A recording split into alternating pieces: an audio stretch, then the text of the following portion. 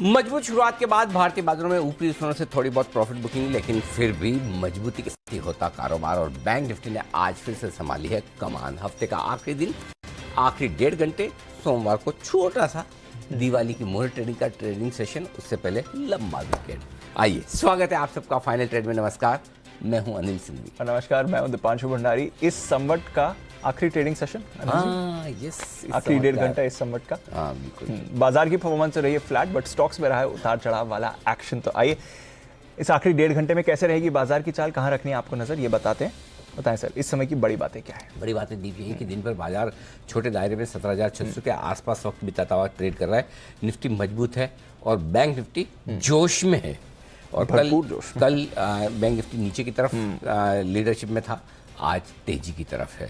40,800 के आसपास ट्रेड करता हुआ दिख रहा है। 41,000 के ऊपर के लेवल्स भी हमने देखे और वहाँ से बैंक निफ्टी में ज़बरदस्त एक्शन आता हुआ दिखा है।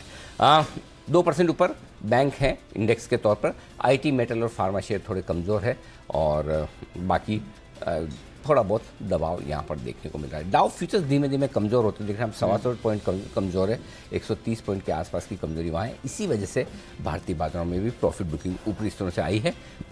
आधा से 0.5% कमज़ोर आपको यूरोप के बाजार नजर आएंगे। जी दी। ओके, तो ये है आपके लिए पूरा का पूरा बाजार का सेटअप। बट एक ही सवाल है सर, कैसे कर लेते हैं आप? कल जो पकड़ा था, इनफैक्ट परसों पकड़ा था कि बैंक निफ्टी की लीडरशिप आएगी, कल कहा था बैंक निफ्टी की अंडर परफॉर्मेंस आएगी, आज सुबह वेरी क्लियर टर्म्स में कहा था कि आज फिर से बैंक्स का दिन बन रहा है। 41,000 के लेवल को क्रॉस किया आज बैंक निफ्टी ने इंट्राडे में। सर कनेक्शन है ना बैंक निफ्टी का 2000 की कॉल भी मेरे को लग रहा था बैंक निफ्टी में आज आप देखिए। हाँ, वो एक्चुअली 2000 वहाँ पर बन सकते थे। एक्चुअली क्या हुआ मैं बताता हूँ ऑनेस्टली, उसने कब 40,625 पार किया मेरी नजर ही नहीं पड़ी, मैं मिस कर गया। वो बैंक निफ्टी ने जब ब्रेकआउट दिया ना, फिर जब देखा तब तक 40,725 750 कुछ हो गया था। तो मैं सोचा नीचे आएगा तब दूंगा। और आज क्या हो गया कि सुबह 3 तो मैनेजमेंट, फिर हमारे एसपीएल, फिर हमारे एक और खेमका साहब, तो बीच में टाइम ही नहीं मिला। वो एक्चुअली क्या है, जब आप इंटरव्यू करते हैं तो इंटरव्यू के साथ साथ मार्केट ढंग से देख नहीं सकते। अगर या तो यही देख लो या उनको ही सुन लो। अब इतनी तो एक्सपर्टाइज नहीं ना कि 4 कान, एक इधर एक इधर एक इधर, तो सो उसमें ना वो मिस हो गया। आज ब्रेकआउट मिस हो गया, नहीं तो बहुत क्लियर कट ब्रेकआउट था बैंक निफ्टी में।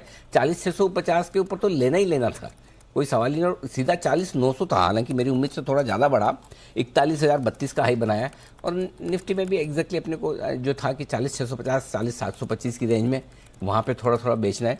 40,670 का लो बनाया, 575 पे आया है, कोई दिक्कत नहीं, अभी भी आप अच्छे ही हैं। 525 से 475 की रेंज में अगर आएगा तो वहाँ खरीदारी की जगह बनेगी। फ्रेश खरीदारी निफ्टी 17,475 17,525 की रेंज में आता तो खरीदना है।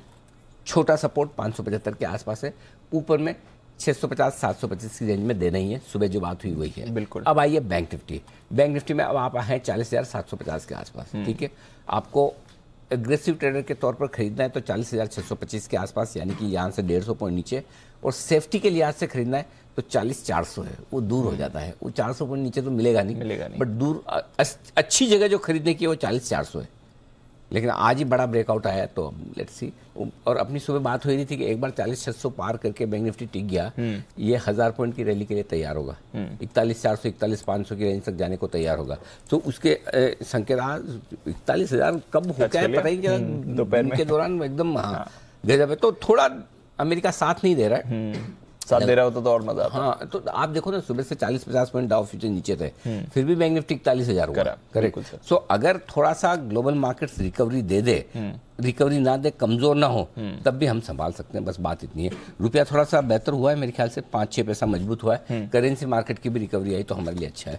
और आज के तो पूरी क्रेडिट दीप एक ही, एक्सिस बैंक, जबरदस्त परफॉर्मेंस। और मजे की बात है, और देखो क्या है, हर रोज सही नहीं हो सकता, हर रोज गलत नहीं हो सकता। कल जो अंदाजा था कि शायद जैसे एयू स्मॉल फाइनेंस में एक बहुत अच्छे नंबर थे, एक बार नीचे खुल के भागा भी, फिर वापस प्रॉफिट बुकिंग आ गई। लेकिन आज जो हम बात कर रहे थे एक्सिस की, कि एक्सिस तो नंबर्स ऐसे हैं कि री रेटिंग कर देंगे। ये री रेटिंग है, 7.5% जिस दिन एक्सिस बढ़ता है और जिस दिन एक्सिस में ये ताकत आ जाए कि इंडेक्स मैं चलाऊंगा, बैंक निफ्टी, करेक्ट, वो है री रेटिंग। ये री रेटिंग है जो मार्केट मांग है। बिल्कुल। तो आज तो एक्सिस का दिन है, बट उसके साथ ही कोटक में भी एक्शन है। और कल नतीजों से पहले बहुत मजबूत दिख रहा है कोटक आईसीआईसीआई दोनों भाग रहे हैं। कोटक मजबूत दिख रहा है, एक्सिस मजबूत है ही, आईसीआईसीआई मजबूत दिख रहा है। दीप जबरदस्त सेक्शन है। बैंक्स, लाइफ इंश्योरेंस कंपनियां, आप देखो एचडीएफसी लाइफ के भी अभी नतीजा अच्छे नंबर्स हैं और एसबीआई लाइफ भी कमाल करना चाहिए पूरा। इस बीच आ रही अंबुजा देख लीजिए जल्दी से। हम वही हाईलाइट कर रहा था अगला।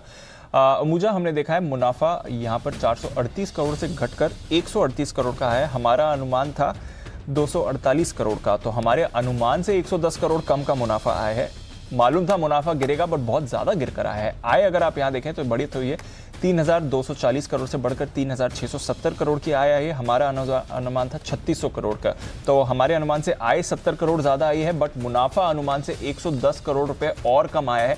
देखते हैं कोई अगर एक मुश्त घाटा या कुछ एडजस्टमेंट है जिसकी वजह से मुनाफे पर आपने इम्पैक्ट देखा है। इसी की वजह से हम देख रहे हैं कि स्टॉक भी इस समय कमजोरी दिखा रहा है, करीब 2.5% नीचे है स्टॉक। कामकाजी मुनाफा 703 करोड़ से घटकर 304 करोड़ का है। हमारा अनुमान 434 करोड़ का था। तो एक बार फिर से अनिल जी, जो अब तक की सीमेंट अर्निंग्स का एक क्लियर इंपैक्ट आ रहा है कि कॉस्ट्स बढ़ने की वजह से ऑपरेशनली नंबर्स कमजोर आए हैं। आय थोड़ी अनुमान से बेहतर आई है, पिछली बार से अगर आप देखेंगे तो करीब 13-14% बढ़कर भी आई है आय, बट मुनाफे पर भी इंपैक्ट है एंड मोर इंपॉर्टेंटली ऑपरेशनली कमजोर आंकड़े हैं। तो एक बार फिर से लग ही रहा है raw material cost, energy and fuel cost, power cost का इंपैक्ट अंबुजा में भी आते हुए दिखा है। स्टॉक 2-2.25% नीचे है इस समय। नंबर्स आ रहे हैं, मार्जिन 21.7% से घटकर 8.3%, बहुत बड़ा इंपैक्ट है। 12.5% के अनुमान हमारे लगाया था, तो हमारे अनुमान से 4% कम आए मार्जिन, ये बड़ा इंपैक्ट है। एक मुश्त घाटा सिर्फ 15 करोड़ का है, तो ये इतना बड़ा इंपैक्ट सिर्फ ये 15 करोड़ के घाटे की वजह से नहीं है, और भी फैक्टर्स हैं जिसने इसकी अर्निंग्स को किया है इंपैक्ट। लग रहा है कि एलिवेटेड कॉस्ट की वजह से अंबुजा सीमेंट के नंबर्स पर आपको हिट आया है।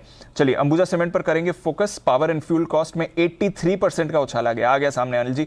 770 करोड़ से बढ़कर 1415 करोड़ की आपकी पावर एंड फ्यूल कॉस्ट है। तो यही है जिससे आपको इतना बड़ा ऑपरेशनल हिट दिखा है अंबुजा सीमेंट पर। आइए इस पर करेंगे फोकस, और कुछ नतीजे आ गए ये भी जान लेते हैं, और साथ ही कुछ ट्रिगर्स भी। कुशल और अरमान है तैयार। कुशल, गुड आफ्टरनून, बताएं इंपॉर्टेंट ट्रिगर्स बाजार के लिए। बिल्कुल, गुड आफ्टरनून दीप। ट्रिगर्स में अभी भी नंबर्स काफ़ी सारे आने बाकी हैं। एक तो निफ्टी से जो कंपनियां अपने नंबर्स डिक्लेयर करने वाली हैं उसमें HUL बाकी है, JSW स्टील, साथ ही SBI लाइफ समेत बाजार का दिग्गज रिलायंस इंडस्ट्रीज भी अपने नंबर्स पोस्ट मार्केट आते हुए दिखेंगे। F&O स्पेस से Birla soft, DLF, Laurus labs, Torrent pharma और साथ ही यूनाइटेड स्पिरिट्स के भी नंबर आपके सामने रखे जाएंगे। साथ ही गरवारे टेक्निकल फाइबर्स पर नजर रखिए, शेयर बायबैक के प्रस्ताव पर आज विचार करेगी कंपनी, और साथ ही वोडाफोन आइडिया प्राइवेट प्लेसमेंट के जरिए पूंजी जुटाने पर इनकी भी बोर्ड बैठक है। जहां तक कल की बात है, यहां पर निफ्टी से दो कंपनियां ICICI बैंक और कोटक महिंद्रा बैंक अपने नंबर्स डिक्लेयर करेंगे। F&O स्पेस से IDFC first bank, Indraprastha gas, MCX और RBL बैंक के नतीजों पर भी आपको नजर रखनी है। एंड डेफिनेटली ये T20 वर्ल्ड कप शुरू होता हुआ दिखेगा, तो यहाँ पर भी हमें नज़र रखनी है। एंड संडे ये इंटरेस्टिंग रहेगा क्योंकि यहाँ पर ग्रुप 2 फिक्चर्स जो सुपर 12 मैच है उसमें इंडिया वर्सेस पाकिस्तान ये होने वाला है। बारिश नहीं आए बस मेलबर्न में। तो बारिश का मौसम है क्या? मौसम है, वेदर फोरकास्ट बारिश प्रेडिक्ट कर रहा है। मैं तो जब खेलता था तब मैं तो चाहता था मेरी बैटिंग आ जाए और उसके बाद बारिश आ जाए तो कोई दिक्कत नहीं। करेक्ट है ना, करेक्ट। और आउट होने के बाद बैट ले जाओ। वो तो खैर जिसका बैट है वो तो हमेशा हमारे पास ये सुविधा तो ज्यादा नहीं थी, लेकिन ये जरूर था ये कि बारिश आ जाए, अपनी बैटिंग हो जाए, बारिश आ जाए, कितना मजा। वो तो जीतने से ज्यादा खुशी होती थी, है ना अरमान? अभी भी इसके चेहरे पे दिख रहा है। तुमने किया है ऐसा, मुझे लगता है मुझे ऐसा, मतलब जो सारे काम कर सकते थे तुम। Very nice. ओके, तो Sunday, super Sunday, India Pakistan. और कौन सी इवेंट्स है? बस सुपर संडे, बस। अरे इनको तो इसी में इंटरेस्ट खत्म हो गया मेरा। अच्छा, अरमान से जानते पहले तो अरमान नतीजे बताएं। जी, नतीजों में HDFC लाइफ के नतीजे अगर आप देखेंगे, वहाँ पर HDFC लाइफ में नेट प्रीमियम आए जहाँ पर आप 15% का उछाल है। स्टैंड अलोन अगर मुनाफा देखेंगे, मुनाफे में भी आपको 19% का उछाल है। अंबुजा सीमेंट की बात करी थी, वहाँ पर जो मेजर कट आया है वो fuel and power and fuel cost, जो कि हमने कहा था जो सब में बढ़ के आ रही है, वो लगभग 23% से बढ़कर 39% पर आई है। CSB बैंक की बात करेंगे, यहाँ पर अगर आप स्टैंड अलोन मुनाफा देखेंगे वो लगभग फ्लैट रहा है, हालांकि NIIs में आपको लगभग 17% की बढ़ोतरी है। करूर वैश्य बैंक में मुनाफा लगभग 51% बढ़कर आया है, हालांकि ग्रॉस NP अगर आप देखेंगे तो 5.21% से घटकर 3.97% पर आए हैं। मोतीलाल ओसवाल फाइनेंशियल्स की बात करें तो मुनाफे में लगभग 7% की कटौती है और आय हालांकि लगभग फ्लैट ही रही है। राणे मद्रास मुनाफा लगभग 86% बढ़कर आया है, वहीं आय की बात करें वहां पर भी आपको 30% का उछाल देखा गया है। बजाज फिनसर्व की अगर बात करें तो वहाँ पर मुनाफे में 39% का उछाल है, और अगर आप ऑपरेशनल आय अगर आप देखेंगे तो वहाँ पर भी आपको कुल मिला के लगभग 17% की आपको ओवरऑल ग्रोथ दिख रही है।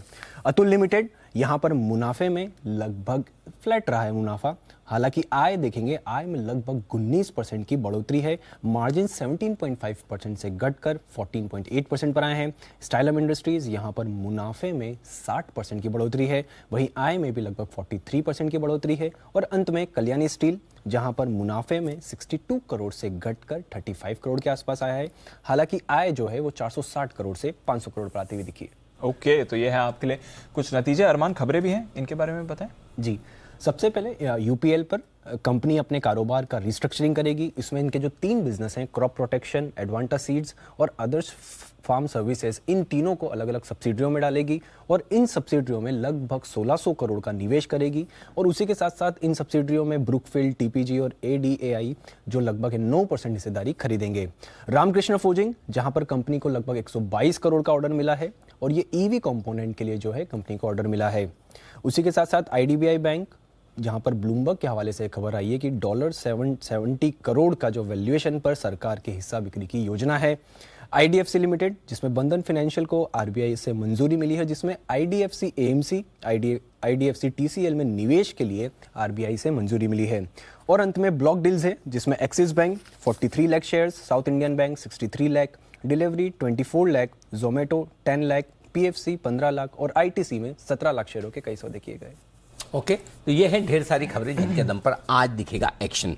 बढ़ाते हैं इसी एक्शन को आगे और हमारे सारे एक्सपर्ट्स हमारे साथ कार्यक्रम में हो रहे हैं शामिल, उनसे भी करेंगे मुलाकात और बात। लेकिन उससे पहले नतीजों का सीजन है बड़े जोरों पर, और आइए मुलाकात करते हैं आज नतीजे पेश करने वाली कंपनी आईआरबी इंफ्रा से।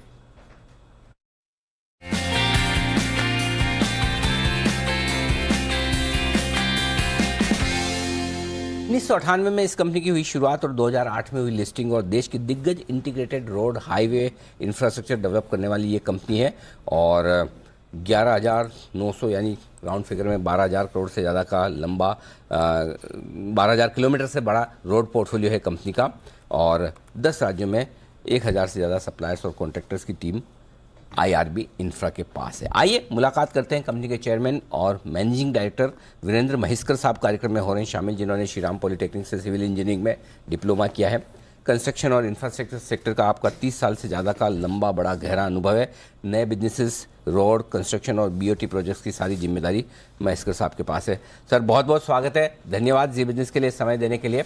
और सबसे पहले एक बार आपके नतीजे हमारे दर्शकों को बता दूं और उसके बाद आपसे सवाल पूछता हूं। साल दर साल आय 8% घटकर आई है 1342 करोड़, कामकाजी मुनाफा 7% घटा है 665 करोड़, मार्जिन थोड़े से बढ़े हैं 49 से 49.5%, आधा % बढ़कर आए हैं मार्जिन कंपनी के, लेकिन मुनाफा जबरदस्त बढ़ा है, दुगुना होता दिखा है 42 से 85 करोड़। उसके पीछे काफ़ी कुछ कंट्रीब्यूशन अदर इनकम का है जो 39 करोड़ से 95 करोड़ आई है। सर, सबसे पहला सवाल यही कि मार्जिन्स बेहतर हुए लेकिन टॉप लाइन रेवेन्यू आय घटी है, क्या इन दोनों की वजह रही, पहले ये समझाएं sir. Very good afternoon to all of you.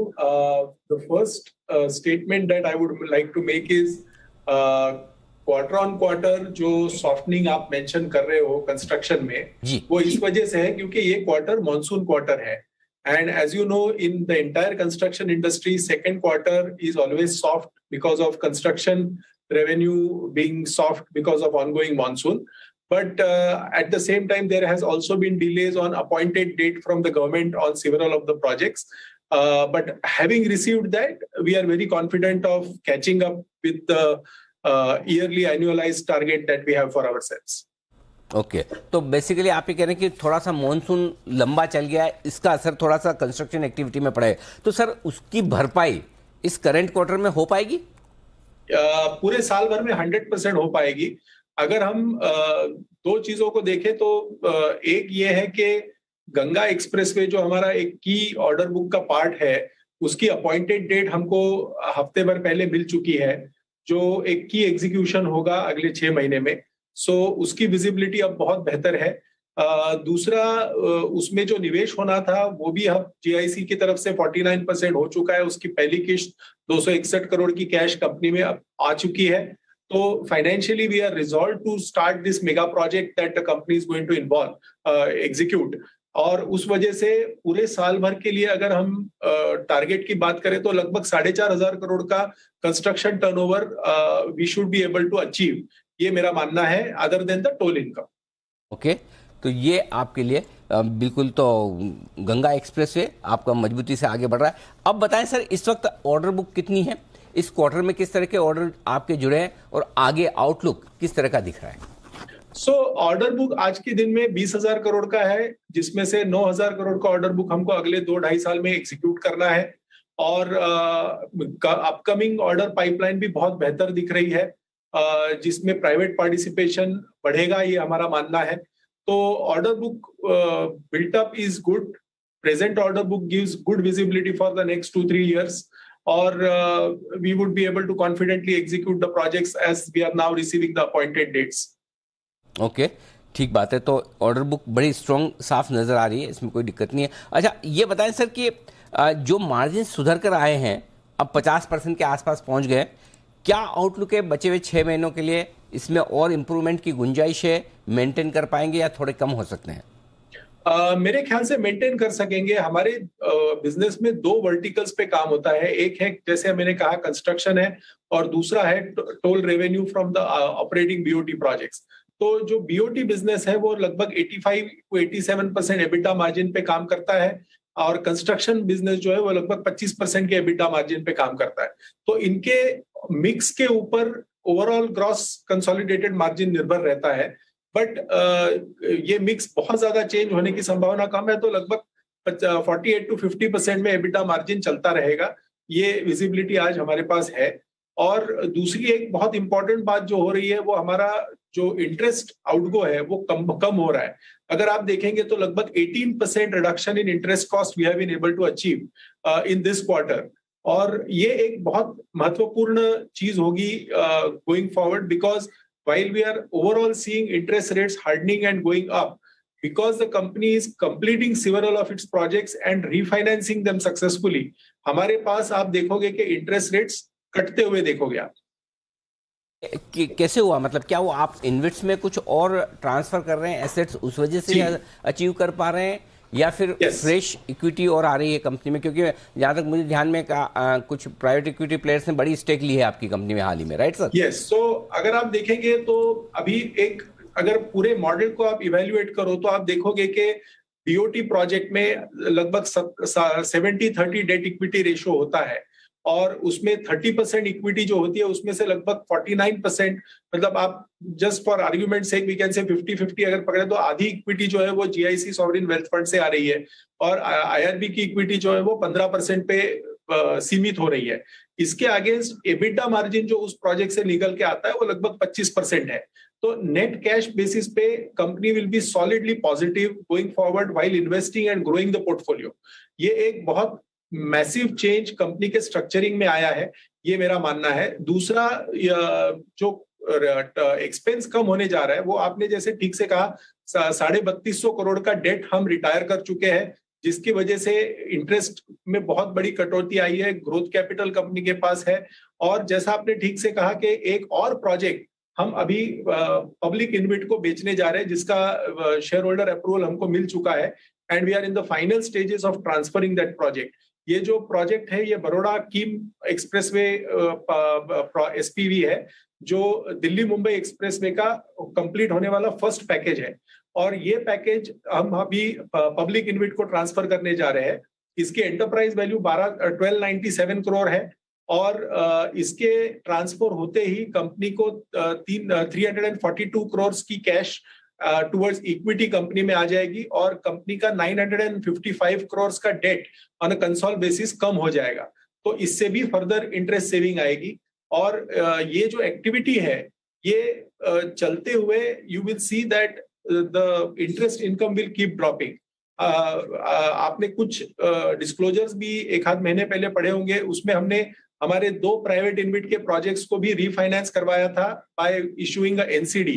Again this was the first of its kind in India, because BOT project को AAA रेटिंग मिलना ये एक बहुत बड़ी अचीवमेंट है।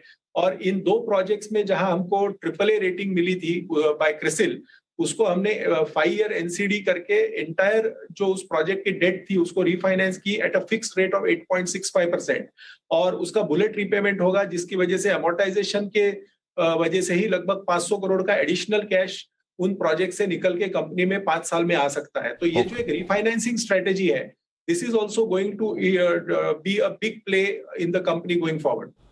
बहुत इंटरेस्टिंग चीज़ बताई सर आपने, ये डेट में रिडक्शन को और डेट रिफाइनेंसिंग को लेकर। मुझे लगता है एक बार आपसे फुर्सत में फिर से समय लेकर मैं आपको आमंत्रित करता हूँ। ये समझना होगा कि किस तरह से आप बैलेंस शीट को मजबूत कर रहे हैं, डी लीवरेज कर रहे हैं। आज तो खैर मैंने विशेषकर आपको नतीजे पर बुलाया, आपने बड़ी इंसाइट भी दी कि कैसे आप इंटरेस्ट कॉस्ट बचा रहे हैं। जी sir. Before we close I want to make one more clarification here. जी सर। ये जो फर्स्ट क्वार्टर का नतीजा आया था जिसमें लगभग 360 करोड़ का प्रॉफिट था, उसके अगेंस्ट जो सेकंड क्वार्टर में 85 करोड़ का प्रॉफिट आया है, उसको लेके थोड़ी सी कंफ्यूजन मुझे दिखाई दे रही है। तो उसमें जो पहले क्वार्टर का 360 करोड़ का जो प्रॉफिट आया था, उसमें 300 करोड़ रुपया जो था वो लगभग पठानकोट अमृतसर प्रोजेक्ट का जो एनएचआई से हमको क्लेम मिला था उसके वजह से उस नंबर में इंक्लूडेड था। अगर उस नंबर को हम उसे निकाल के देखें तो लगभग 60 करोड़ का प्रॉफिट 85 करोड़ पे चला गया है, और अगर ईयर ऑन ईयर देखें तो 42 crore has gone up to 85 crore. तो वो पर्सपेक्टिव में उन चीजों को देखने की जरूरत है, ऐसा मुझे भी लगता है। बात है यानी कि पिछले क्वार्टर में एक वन ऑफ आपकी इनकम थी, उसकी वजह से मुनाफा ज्यादा था। इस बार अगर वैसे देखेंगे तो 40 से 85 करोड़ लगभग दुगुना हुआ है। परफेक्ट सर, बहुत अच्छे से आपने नतीजों को विस्तार से अपने दर्शकों को और हमारे दर्शकों को और अपने इन्वेस्टर्स को बताया। बहुत बहुत धन्यवाद सर। आपसे फिर से समय लेकर मैं आमंत्रित करूंगा, तब आपके डेट रिडक्शन प्लान पर हम विस्तार से करेंगे बातचीत। धन्यवाद वीरेंद्र मनीषकर साहब। One last thing, I would also like to wish all your viewers a very happy Diwali and prosperous New Year. Thank you sir, आपको भी और IRB इंफ्रा की पूरी टीम को दिवाली की बहुत बहुत शुभकामनाएं, बहुत बहुत बधाई sir. Thank you so much sir. आइए बढ़ते आगे, और बाजार थोड़ी प्रॉफिट बुकिंग के मूड में आया अमेरिका को देखकर। बाकी ऐसे मजबूत है हम, ऐसे कोई चिंता वाली बात नहीं है। इंटरेस्टिंग है बैंक निफ्टी लीडरशिप। आइए एक्सपर्ट्स हमारे साथ हैं, पहुंच चुका है, वैसे तो सब आ चुके हैं। बंसल जी, कुणाल जी, राकेश जी, नहीं कुणाल जी और बंसल जी और राकेश जी सेम माने जाएंगे। हिमांशु जी, सुमित जी, आशु सर और किरण जी, आप सबका बहुत बहुत स्वागत है। बंसल जी, सक्सेसफुल रहे आप? हाँ जी अनिल जी, अच्छा रहा कि मैं 1 घंटे का मैंने ब्रेक लिया। वो मेल अनिल जी मिस हुआ इतना पता चला मेरे को। हाँ। तो उस मेल की वेट कर रहा हूँ, तो 1 घंटे की अनिल जी जांच पड़ताल में मेल मिस हो गया अनिल जी। अच्छा कोई बात नहीं, मोदी जी भी हमारे साथ है, स्वागत है आप सबका। आइए पहला बिगुल आशु सर के लिए, सिंह के सुल्तान आशु मदान।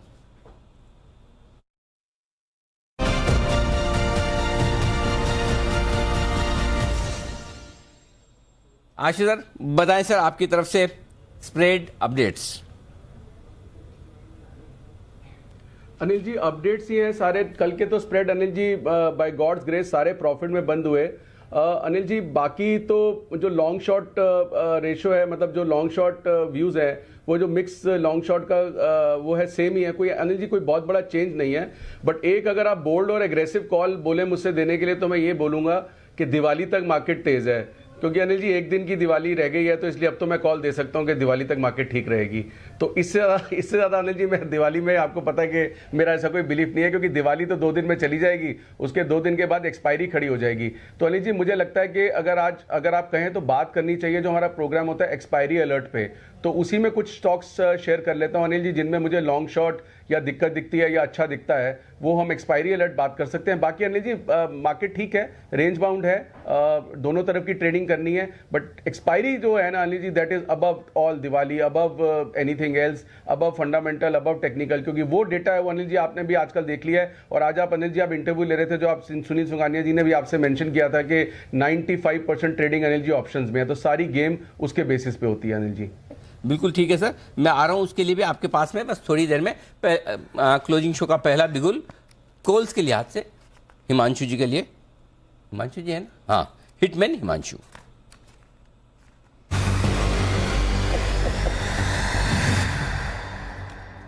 बताएं sir. Good afternoon to you Anil ji, good afternoon Deep, good afternoon everyone.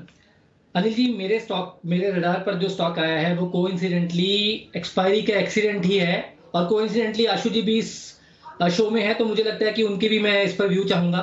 Anil जी बिकवाली करके चलना है बलरामपुर चीनी में। यहां पर ये एक स्टॉक है अनिल जी, बहुत बड़ा अंडर परफॉर्मर रहा है, पूरे सेक्टर में जबरदस्त तेजी देखने को मिली, लेकिन ये स्टॉक लगातार लोअर लोज बनाते हुए नजर आया। आज के सेशन में स्टॉक सितंबर की एक्सपायरी के नीचे निकलता हुआ नजर आ रहा है, पुट्स में अनवाइंडिंग है। मुझे लगता है कि ये एक्सपायरी का एक परफेक्ट कैंडिडेट है जो एक्सीडेंट के लिए क्वालिफाई करता है। 320 रुपए तक के टारगेट कंजर्वेटिव साइड मुझे लगता है बलरामपुर चीनी में आते हुए नजर आएंगे।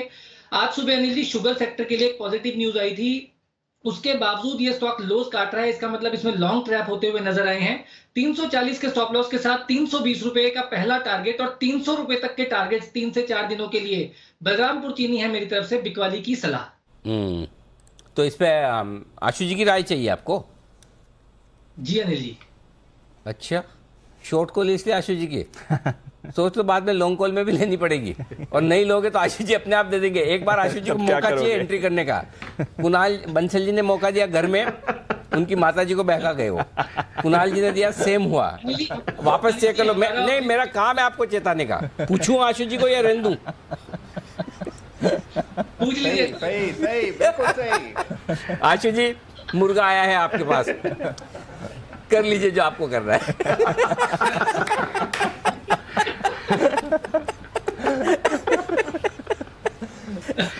राय दीजिए सर बलरामपुर चीनी पर। आशु जी की राय चाहिए भाई, हिमांशु जी को चाहिए तो हमको दिला देंगे। अनिल जी सर। अनिल जी देखिए, हिमांशु ने जो आइडेंटिफिकेशन की है ठीक की है।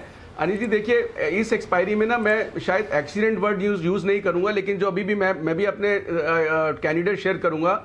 अनिल जी ये स्टॉक्स हैं जो आपको एग्जिट नहीं देंगे, जो लॉन्ग है ना उनको एग्जिट नहीं देंगे, तो उस लिस्ट में बलरामपुर चीनी भी बिल्कुल आता है। तो उसमें मैं हिमांशु के पूरे साथ हूं अनिल जी, क्योंकि मैं आपको बार बार बोलता हूं अनिल जी, हर एक्सपायरी पे एक्सपायरी आपको अनिल जी फंसे हुए स्टॉक्स में ऑब्लाइज नहीं करेगी निकलने के लिए। कितना नीचे जा सकते हैं ये आपके बचने का कारण है। और अनिल जी मेरी आपसे एक कंप्लेंट भी है, आप ये पटाखा शोज करते हैं। अनिल जी आपने लाइफ में इतने सारे पटाखे चलाए होंगे, सबने चलाए होंगे। अनिल जी कितने सारे अनार बम पटाखे होते हैं, पास जाके वो चिंगारियां 2-3 बार आती हैं, उसके बाद फुस हो जाते हैं। तो अनिल जी एक आप ये जो फुस वाला शो होता है ना, पटाखा फुस वाला, एक शो अनिल जी प्लीज मेरे साथ भी करिए, पटाखा फुस वाला। इस तरह पटाखे वाला नहीं चलेगा।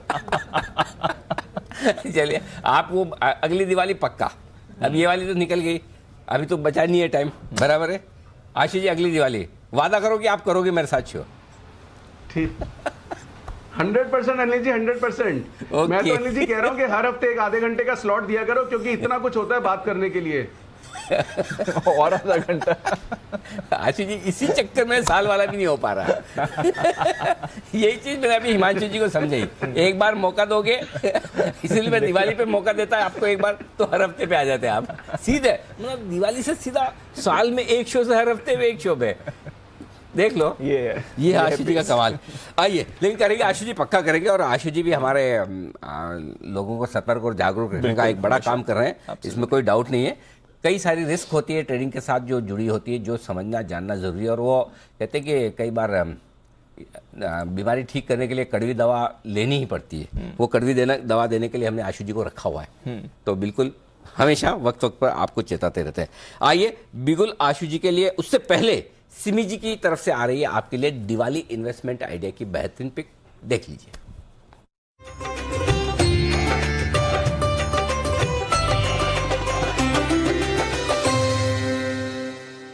इस बार दिवाली के लिए मैंने बीडीएल पसंद किया है।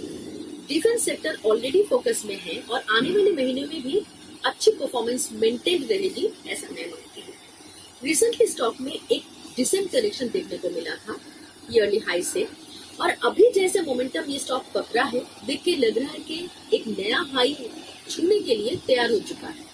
मेरा टारगेट इस दिवाली से नेक्स्ट दिवाली तक 1450 से 1750 है। 800 का स्टॉप लॉस के साथ खरीद कर चलने का सलाह होगा। ये स्टॉक जबरदस्त परफॉर्मेंस दिखा सकता है। सिमी जी की इस बाइट में कुछ खास बात है दी। अच्छा, हाँ, इसमें जिसने नोटिस की नहीं की जिसने नहीं की उनकी मैं क्लास लगवाऊंगा जब सिमी जी शो में होगी, और जिसने की है वो अभी से बता दे। देख लो, एक बार फिर से चला रहा हूं ताकि कोई ये ना कहे कि भाई हम देख नहीं पाए, हम तो चार्ट में बिजी थे, हम तो नीचे देख रहे थे, हम तो आपका कोई सवाल आ जाए उसके लिए गूगल कर रहे थे। बहाने 50 होते हैं लोगों के पास में। हाँ, कुणाल जी ने पहले हाथ खड़ा किया तो कुणाल जी बताएं सर। अनिल जी देखिए बाइट तो मैं नहीं ना अनिल जी मैंने हाँ। और मुझे अनिल जी ऐसा लग रहा था कि जैसे रेडियो पर बोल रही हूँ अनिल जी। ओके। सिमी जी तो जैसे पहले अनिल जी रेडियो पर आवाज आती थी बिल्कुल वैसा ही लग रहा था अनिल जी, जैसे रेडियो कार्यक्रम चल रहा हो। ठीक है आशु जी। अनिल जी मैंने सिमी जी को इतना डेक्ड अप पहले कभी नहीं देखा किसी भी इंटरव्यू पे ना बजट पे। जिस तरह से वो तैयार हुई हुई है, मेकअप किया हुआ है, ज्वेलरी डाली हुई है और अनिल जी सबसे ज्यादा सारी चीजें कोऑर्डिनेटेड है। इवन उनकी साड़ी का कलर और दीवार का कलर कोऑर्डिनेटेड है। देखो दीवार का कलर तो उनका रोज सेम ही रहता है। आपने आज ही देखा है रोज इसी दीवार के आगे वो बैठती हो, तो हम तो रोज शो करते हैं। बट प्रभु आपके चरण कहाँ है? सुपर्ब। बहुत बढ़िया। मतलब इनको धरती पे मत रखिएगा। Power of observation. मतलब आशीष जी कैसे ये कैसे किया, मतलब तो ये फैक्ट बात है। हाँ। ये 30 सेकंड की बाइट देने के लिए सिमी जी ने पूरे 2 घंटे लगाकर तैयारी की। रिसर्च में नहीं, रिसर्च तो उनके बाएं हाथ का काम है। तो बाकी तो आप समझ रहे। तो आशीष जी आपने जो ऑब्जर्व किया 100% सही। यहीं पर क्विज खत्म हुई। अब सिमी जी से डिस्कशन करने के लिए एकदम परफेक्ट जज बच गए आशीष जी। बंसल जी। अनिल जी अभी तो सिमी जी काफी बिजी हैं, अभी वो डिस्कशन नहीं करेंगे। अभी तो वो हिमांशु जी को ढूंढ रही हैं जिन्होंने बलरामपुर चीनी पे सेल खोल दिया। और ऐसा ये बात तो सही आपकी। और अगर सिमी जी आ ही जाए अपनी पे तो हो सकता है आशीष जी भी साथ छोड़ दे। बोले जाने दो हिमांशु जी निपटते रहेंगे, मैं तो सिमी जी के साथ हूँ। आइए बिल्कुल आशीष सर के लिए एक्सपायरी के एक्सीडेंट। आज ही आशीष सर बता रहे हैं आपको कौन से स्टॉक से अब से लेकर एक्सपायरी तक अपनी चाल बदल सकते हैं, बिगाड़ सकते हैं।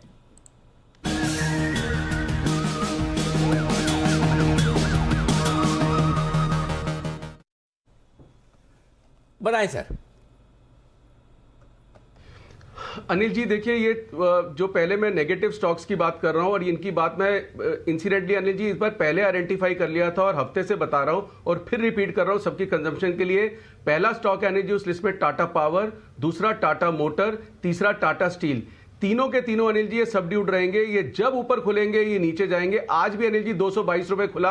आज भी शायद कुछ लोगों को अच्छा दिख रहा था और आज ये 2 घंटे के अंदर फिर 217 रुपए। अनिल जी 3350 शेयर का लॉट है। एक एक लॉट में 20-20 हजार रुपए 5-5 रुपए में वैसे ही चले जाते हैं। तो अनिल जी ये 3 स्टॉक्स मैं इतने दिनों से बोल रहा हूं इस एक्सपायरी के लिए। और टाटा पावर का तो शायद 4था महीना है इस एक्सपायरी के। अनिल जी मुझे नहीं लगता कि लोगों को एग्जिट मिलेगा।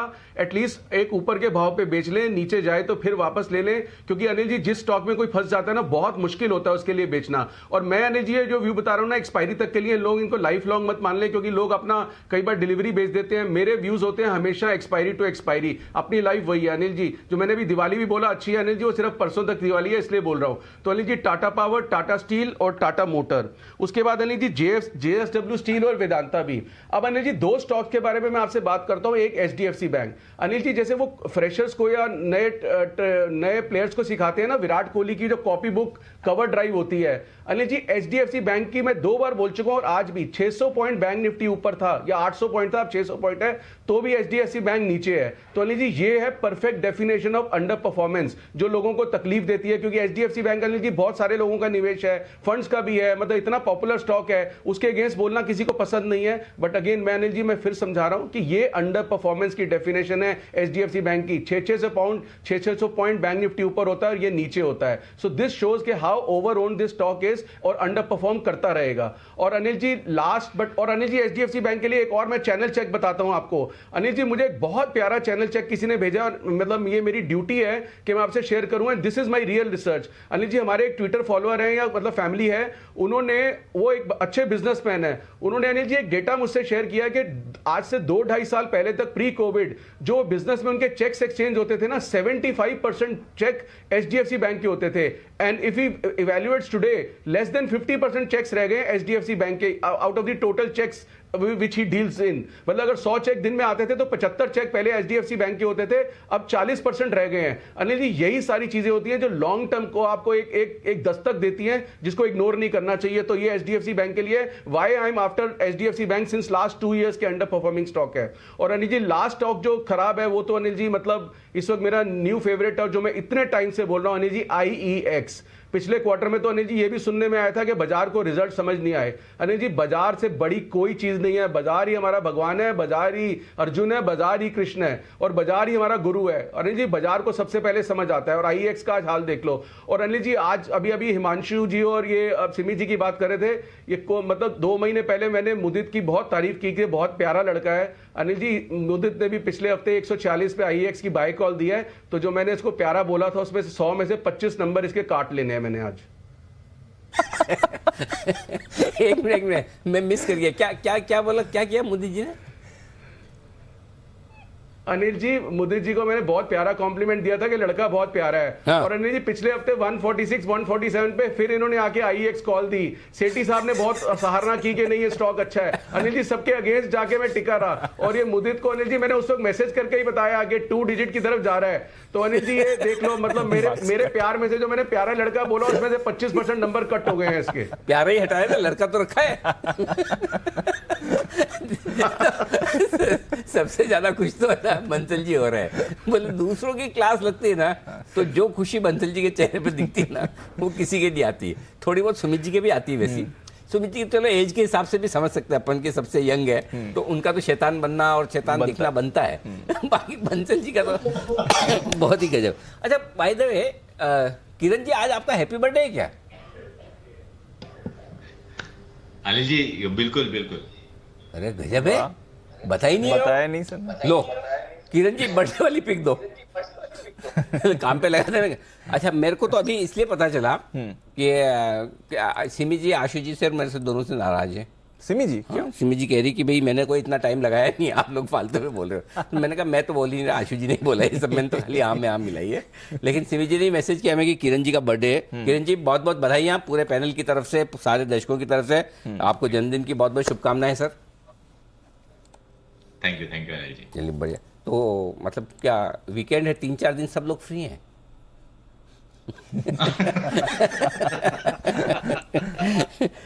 बिल्कुल। चलिए तो चलिए आइए अब करते हैं जल्दी से सेठी साहब से मुलाकात। बिल्कुल सर। सदाबहार सेठी साहब की short term pics.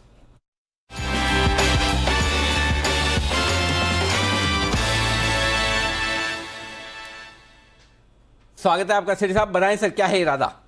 Good afternoon Anil ji, good afternoon Deepanshu, a very happy birthday to Kiran ji. Anil ji 2 stock है, दोनों कैश मार्केट के स्टॉक है जिनमें खरीदारी करनी है। अरे वाह सर, बताएं। अनिल जी जो आज का पहला स्टॉक है, स्टॉक का नाम है नेल्को, मतलब वो डिफेंस वाला नेल्को, जो अभी 874 पे ट्रेड करता है। टाटा ग्रुप की कंपनी है जिसमें Tata power around 50% stake own करती है। ये company satellite based network communication solutions provide करने के लिए जानी जाती है। फिर बैंकों के ATMs, बैंकों के ब्रांचेस को कनेक्ट करती है। टाटा ग्रुप की कंपनी है, जबरदस्त कंपनी है, एक जबरदस्त ऑर्डर बुक। फिर जिस तरह से इसका काफी बड़ा सेगमेंट जो है वो डिफेंस के सेगमेंट से भी आता है, तो जिस तरह से सरकार का फोकस है मेक इन इंडिया के ऊपर, डिफेंस के ऊपर, कंपनी कमाल करनी चाहिए। फिर इनका रिसेंटली इन्होंने एक दुनिया की जो सबसे बड़ी इन फ्लाइट कनेक्टिविटी करने वाली कंपनी है इंटेलसेट, उनके साथ भारत में जो एरोप्लेन्स है या एयरलाइन इंडस्ट्री है उसमें in flight connectivity service provide करने के लिए करार किया है, जो कि एक बहुत बड़ी अपॉर्चुनिटी फ्यूचर में आ सकती है।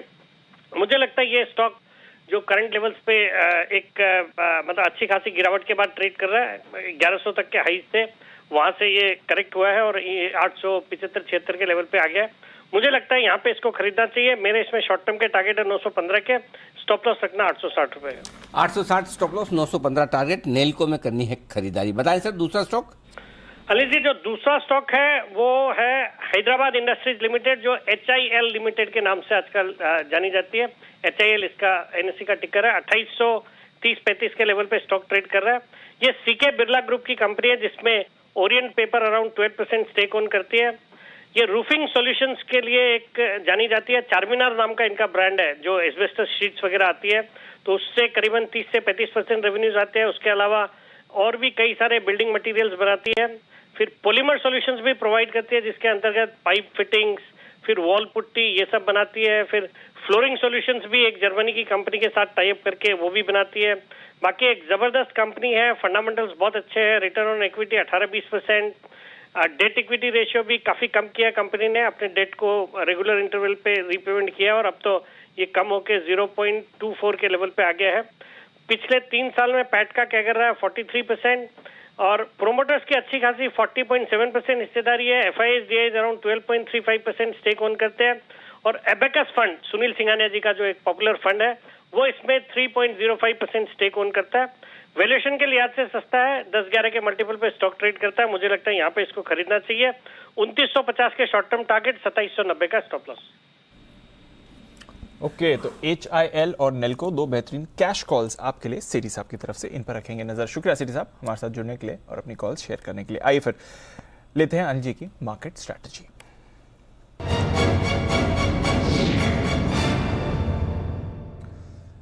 वीकेंड सेशन है सर, और अमेरिका थोड़ा सुस्ती दिखा रहा है, लगातार तीसरे दिन सुस्ती होगी। अगर आज शाम भी गिरते हैं, वैसे 2 दिन में सिर्फ 200 पॉइंट ही गिरा है डाउ, बट अभी भी अगर आप देखें तो करीब 100 पॉइंट और नीचे आपको डाउ दिख रहा है। नास्डैक फ्यूचर्स फिर से ज्यादा गिरावट दिखा रहे हैं, ऑलमोस्ट 1% नीचे, और लगातार नास्डैक की अंडर परफॉर्मेंस हम देख ही रहे हैं। उनकी बॉन्ड यील्ड 14 साल की ऊंचाई पर है। यूरोप में भी आप देख रहे हैं आज ज्यादा गिरावट है, ऑलमोस्ट 1.5% तक की गिरावट है। अब कंसर्न यही बन रहा है कि यूके का नया बजट कैसे निकल कर आएगा। अच्छी बात है कच्चा तेल फिसला है और रुपया स्टेबल है, क्या करना है सर?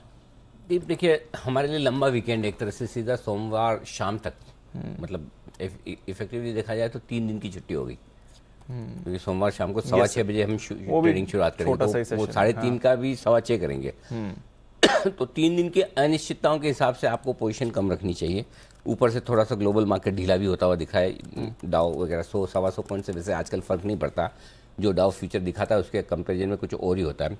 अपने सिंपल से 1-2 डेटा है उस पर फोकस करना है। 17,475, 17,525 अब तक आपके लिए सपोर्ट जोन है, और सपोर्ट जोन का काम करेगा, चिंता की बात नहीं है। क्योंकि 17,500 के पुट पर 76 लाख शेयर है, सपोर्ट दे देगा। 17,600 के ऊपर की क्लोजिंग होने की संभावना नहीं है, क्योंकि 17,600 के पुट पर 72 लाख शेयर हैं, कोल्स में 60 लाख शेयर हैं। थोड़ी सी लॉन्ग पोजीशन वहां पर फंसी पड़ी, तो अगर रिकवरी होकर 17,600 के आसपास आते भी है तो आपको प्रॉफिट बुकिंग आएगी। तो ऊपर की रेंज क्लियर कट डिफाइंड है 17,600, 650। नीचे की रेंज दीप आपके लिए 17,475, 17,525। सुबह भी हमने बात की थी 8 बजे, अभी फिर से दोहराऊंगा, भूल गए तो कमजोरी आपको तभी फील करनी जब आप 17,475 के नीचे ट्रेड करें। जब तक आप 17,475 के ऊपर ट्रेड करें तब तक कोई खास चिंता की बात नहीं, आप मजबूती है, और बाजार इसी रेंज में नीचे 475, 525 पे सपोर्ट लेगा, ऊपर 600, 650 पे सप्लाई देकर बंद हो जाएगा। यही होने वाला है। बैंक निफ्टी बढ़िया ब्रेकआउट हो गया, 40,600 के 625 के 650 के ऊपर आज बैंक निफ्टी ने ब्रेकआउट दे दिया। मजे की बात यह दीप कि ब्रेकआउट देने के बाद लगभग सारे ऊपर के टारगेट भी ले आया। आज ही 41,032, तो गलत यही हुआ कि आज बहुत तेजी से ज्यादा आ गए। हाँ, तो इसलिए अब वापस से प्रॉफिट बुकिंग भी आ गई आपको। धीमे धीमे दौड़ते फिर भी 565 ऊपर है। बैंक निफ्टी में सिंपल सा फॉर्मूला ये है कि 40,500 के नीचे क्लोजिंग नहीं देगा, ये इत्मीनान आप रख सकते हैं जिस तरह के डेटा बने, और ऊपर में 41,000 के ऊपर भी नहीं देगा। ज्यादा संभावना है 40,600, 40,700 जिसके आसपास अभी ट्रेड कर रहा है, यहीं पर बैंक निफ्टी कहीं बंद होना चाहिए आज। तो इस लिहाज से तो फ्रेश पोजीशन बनाने की राय इसलिए नहीं कि 3 दिन की रिस्क आपको लेकर चलनी है नहीं चलनी वो देखें, और बाकी आपकी जो पोजीशन है वो आप होल्ड करें। ये आपको लेवल्स मैंने सारे बता दिए। समझ गया सर, ठीक है। तो चलिए थोड़ा आप पोजीशन अपने रिस्क के हिसाब से होल्ड करें, ऊपरी स्तर से गिर भी गए, अब यहाँ पर देखते हैं। आई थिंक आशुष सर को कुछ और भी पॉजिटिव स्टॉक्स पॉजिटिव। आशुष सर बताएं, एक्सपायरी अलर्ट के लिहाज से कुछ स्टॉक्स जहाँ पर पॉजिटिव मोमेंटम देख सकते हैं। पॉजिटिव मोमेंटम अनिल जी देखिए, axis, ICICI bank and PSU banks, इसके अलावा अनिल जी मतलब कोई बहुत ज्यादा पॉजिटिव नहीं है। बाकी मतलब अनिल जी पॉजिटिव मोमेंटम या साइडवेज अंबुजा, डेल्टा, डीएलएफ, मतलब कुछ ऐसे स्टॉक्स हैं अनिल जी साइडवेज मूवमेंट रहेगी, बट कोई ऐसा अनिल जी बहुत ज्यादा पॉजिटिव नहीं दिख रहा। देखिए अनिल जी अब 2 दिन रह गए एक्सपायरी के लिए। दिवाली का तो एक मतलब वो टोकन मुहूर्त ट्रेडिंग होती है, तो और डाउन एसेक में भी कोई मेजर मूवमेंट नहीं दिख रही। सिर्फ मुझे अनिल जी चिंता ये सिर्फ नेगेटिव स्टॉक्स की है कि अनिल जी इसमें पता है क्या, लॉट साइजेस बड़े होते हैं, अननेसेसरली अनिल जी लास्ट 2 दिन में 10-10 रुपए जब नीचे कट जाते हैं ना, तो जिस तरह के एमटर्म्स आते हैं उसमें बहुत दुख होता है। बढ़ जाएगा तो अनिल जी अच्छी बात ही है, बट क्योंकि ये अभी आपने एक बहुत अच्छी चीज बोली, क्योंकि काफी बढ़ गए आज बैंक निफ्टी, तो एक नॉर्मल करेक्शन आई है उसके अंदर। ओवरऑल मार्केट अनिल जी अभी भी साइडवेज टू पॉजिटिव लग रहा है, but in spite of that positivity, जो एग्जांपल मैंने एचडीएफसी बैंक का दिया, पॉजिटिव के बाद भी स्टॉक्स नेगेटिव रह सकते हैं। अनिल जी पॉजिटिव के लिए फिर बोल रहा हूं, index is the best stock to be in. Underperformance और स्टॉक्स, और धीरे धीरे अनिल जी जैसे आज अगेन मैं वो कोट जो आपने बोला था इंपॉर्टेंट है, संजीव सिंघानिया जी का, अनिल जी 95% ट्रेडिंग ऑप्शंस के अंदर है। Stocks stocks are losing their momentum and that वो जो चार्म होता था ना, धीरे धीरे वो चार्म खत्म हो रहा है स्टॉक्स की ट्रेडिंग में, मोर और more people shifting to index because of that. तो ये अनिल जी बहुत इंपॉर्टेंट चेंज है, शिफ्ट है, जो हमें ध्यान रखना चाहिए। एक स्टॉक की अनिल जी और बात करूंगा, अदानी पोर्ट की। वो अनिल जी 790 पे हमने एक स्प्रेड बनाया था, 775 तक गया, उसके बाद आज या कल में 820 किया, अभी फिर 805 है। अनिल जी समहाउ अदानी एंटरप्राइजेस की शैडो में इसमें ये स्टॉक मेरे हिसाब से ओवरबॉट है, लेकिन इसमें मैं फिर अपने मतलब बड़े भाई और गुरु कुणाल जी की बात मानूंगा कि उन्होंने मतलब साथ देते हुए भी ये कहा था कि अदानी पोर्ट है, अदानी का स्टॉक है, तो पंगा मत लेना। वैसे तो अनिल जी पंगा लेना तो मतलब ढंग का ही लेना चाहिए, नहीं तो छोटे मोटे आईएक्स से क्या लेना। बट अनिल जी फिर भी मैं अदानी पोर्ट में कॉशियस रहूंगा। आई डोंट नो, मुझे वो ओवरबॉट लग रहा है, और कहीं ना कहीं मतलब अनिल जी वो जस्ट बिकॉज वो बहुत ही ज्यादा ट्रेडर्स डिलाइट है, और सिर्फ इसलिए कि मतलब ओवरड्यू हुआ चलने के लिए और अंडर परफॉर्मिंग है, तो I think lot of people are punting on that. But somehow ऐसे में हमेशा अनिल जी मतलब 90% स्ट्राइक रेट इस चीज का उल्टा होता है। So I will be little cautious on Adani port, and this is, ये अनिल जी कोई व्यू मतलब मैं सिर्फ व्यू शेयर कर रहा हूं और कोई कॉल नहीं दे रहा हूं इसमें। और एक स्प्रेड बनाया था, वो थोड़ा सा मार्जिनल लॉस में है, तो उसमें अगर अदानी पोर्ट में किसी ने निकलना है तो बिल्कुल निकल जाए। तो अनिल जी ये अगले 2-3 दिन की ओवरऑल उसकी है। तो आप खरीदने और बेचने की राय नहीं दे रहे? छोटी सी, तो अदानी पोर्ट में आपकी खरीदने बेचने की राय कुछ भी नहीं, खाली डराना है। मैं कह रहा हूं अनिल जी अदानी पोर्ट लेना नहीं चाहिए अभी। अदानी पोर्ट में जब तक करेक्शन ना आए अनिल जी तब तक लेना नहीं चाहिए। खाली डरना तो हम डर जाते हैं खाली डर नहीं है ना आशु जी? नहीं अनिल जी, अदानी पोर्ट, अनिल जी अदानी पोर्ट बहुत ज्यादा बाइंग कॉल्स हैं, मुझे लगता है किसी को ढंग से एग्जिट नहीं मिल रहा है, और ये कहीं ये ना हो कि ये मतलब एक नीजक रिएक्शन दे दे, तो इसलिए मैं बोलूंगा कि अभी लेना नहीं चाहिए। देखो आज ना मैं बहुत ज्यादा काम करने के मूड में हूं नहीं एक्चुअली, फ्राइडे है, लंबा वीकेंड है, तो मैं मस्ती करूंगा। जी कुणाल जी। अनिल जी देखिए डरा रहे हैं अनिल जी, आशु जी कह रहे हैं कि मेरे बड़े भाई। हाँ। तो अनिल जी देखिए बाजार में केवल 2 ही भाई हैं अनिल जी। हाँ। एक फिल्म जगत के सलमान खान हैं और दूसरे हमारे शेयर बाजार के आशु जी हैं। और ये अनिल जी मुझे बड़ा भाई कह रहे हैं अनिल जी। हाँ। तो ये मुझे डराने का काम कर रहे हैं अनिल जी, तो केवल मुझे ही डरा रहे हैं। देखो हमने नोटिस नहीं किया, खुद ने कुणाल जी ने खुद अपनी इज्जत बढ़वा ली कुणाल जी आपको क्या लगता है? मैं खाली आशु जी की खिंचाई करूंगा, आपको छोड़ दूंगा मतलब देखो आशु जी, आपके नाम पे कुणाल जी ने खुद को सलमान खान से ऊपर साबित कर दिया अपने आप को। करेक्ट। और गजब, मतलब क्या अनिल जी बिल्कुल नोटिस किया मैंने। हाँ ये तो बात है ना। देखो अनिल जी जी सर। अनिल जी लेकिन मेरे इतने मतलब आपकी एक थोड़ी सी हेल्प चाहिए जी। वो इसलिए कि अनिल जी देखिए कुणाल जी को मैं ना इतना चार्ट्स के बारे में पूछता हूँ, ये मुझे ना सिखा नहीं रहे। बट ऑनेस्टली अनिल जी मतलब ये सच है कि वो चार्ट्स की क्लासेस मेरी राकेश जी ने स्टार्ट कर दी हैं, और वो 3 महीने का उन्होंने कोर्स बोला है। और अनिल जी कल उन्होंने मेरी पहली क्लास भी ले ली, और मुझे इंग्लिश के 2 मुश्किल नाम बताए कि इन्होंने चार्ट शुरू किए, इन्होंने चार्ट्स बनाए, और चार्ट्स की शुरुआत ऐसे होती है। अब अनिल जी मैंने कुणाल राकेश जी से पूछा, मुझे तो वो चैप्टर जानना है कि जिसमें ये जो ब्रेकआउट होता है और कुछ घंटों में फेल होकर नीचे आ जाता है, और जो नीचे का दिखता नहीं है चार्ट्स में, वो कह रहे हैं 3 महीने का आखिरी चैप्टर है। तो अनिल जी 3 महीने में कैसे बताऊंगा? मतलब प्लीज आपकी हेल्प चाहिए। Over to Rakesh ji. अरे राकेश जी के पास जाओ पहले राकेश जी आप तो ऐसे न थे मतलब एक बार आपने घर पे बुला के माताजी से मिलवाया, फिर ऊपर से चार्ट भी सिखा रहे हो। मुझे तो वापस रिव्यू करना पड़ेगा आपका आईक्यू लेवल, आप पैनल पे बैठने लायक है कि नहीं है गजब करने वाला। सुसाइड करने के लिए अच्छे बेहतर तरीके जिसमें तकलीफ कम होती है, जल्दी से काम हो जाता है। आशु जी को चार्ट क्यों सिखाना है आपको? कुणाल जी समझाइए। अनिल जी देखिए मैंने तो बहुत समझाया अनिल जी, मैं तो जब से डाल रहा हूँ अनिल जी, ये फंस गए जाल में अनिल जी। चलिए बढ़िया, सीखते सिखाते रहे, यही बहुत बढ़िया। आइए इस बीच एक और इंटरेस्टिंग चीज है जो मैं आपको बता दूं, डिलीवरी। ये है वो स्टॉक जिसकी हो रही है जबरदस्त पिटाई। इशू के वक्त हमने अवॉइड करने की रेटिंग दी थी क्योंकि इशू बहुत महंगा था, हालांकि लिस्ट होने के बाद स्टॉक भागा भी। अब इशू प्राइस से 25% के आसपास नीचे आ गया। वो जो शुरुआती क्षणिक जो होता है ना कि मतलब भागने वाला, अब उसके बाद लगातार नीचे गिरता दिख रहा। आज फिर से 17% नीचे। वजह बताने के लिए तैयार है वरुण दुबे।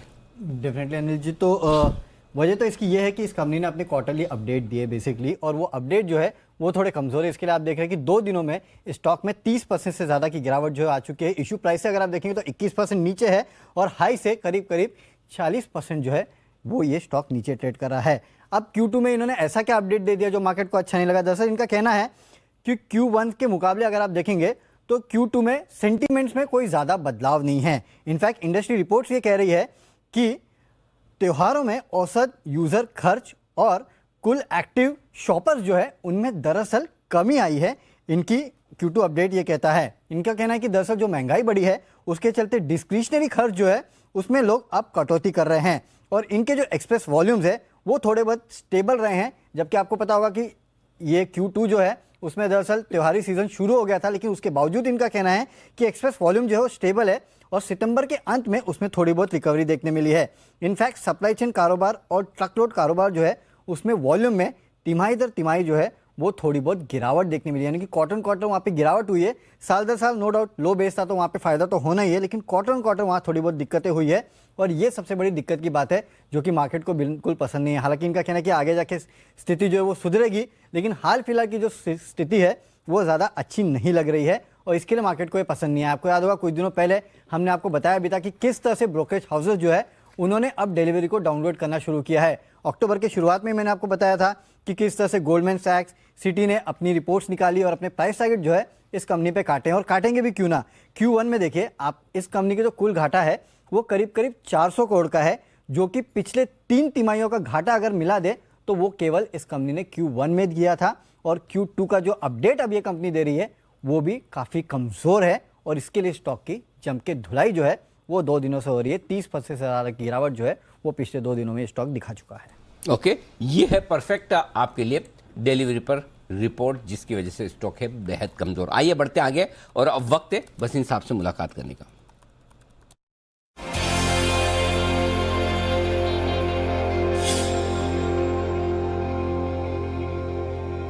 वसीम साहब स्वागत है आपका। हल्की फुल्की प्रॉफिट बुकिंग दिख रही है वीकेंड सेशन पर, 3 दिनों का लंबा वीकेंड भी हो जाएगा। बताएं सर क्या व्यू बन रहा है मार्केट पर और साथ ही अपडेट्स भी। हाँ तो अनिल जी आपको पता है कि छुट्टी है और साथ में यूरोप वीक है और डाउ में भी अटकली है ऑन बॉन्ड यील्ड्स, उसका कोई ना किसी पे इलाज है, वो टाइम से ही आएगा। मेरे को पक्का है अगले हफ्ते से बाजार चलना चाहिए और ग्लोबली जो हमने अच्छी पुल बैक देखी है that will continue. I see no cause of too much concern. जो रेगुलर प्रॉफिट बुकिंग है वो हो रही है। आपको अपडेट भी दे दूं अनिल जी, देखो साउथ इंडिया बैंक का न्यू हाई मार गया जो आपको 8.5 पे कहा था ऑलमोस्ट 3 वीक्स बैक।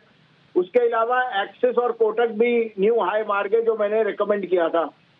मैंने जरूर मदरसन कहा था वो अंडर परफॉर्म कर रहा है, बने रहिए। 61 का स्टॉप लॉस उसमें कायम है और कैनफिन होम मैंने कहा है आपको वो लेने की चेष्टा कीजिए। अब आपके लिए 2 पिक्स हैं, एक सुबह की है और एक न्यू फ्रेश पिक है। आप कहें तो मैं शुरू करूं? जी सर प्लीज बताएं। तो देखिए इंडसइंड बैंक पे मैंने सुबह 45-50 पे कहा, वो 70 होके आ गया।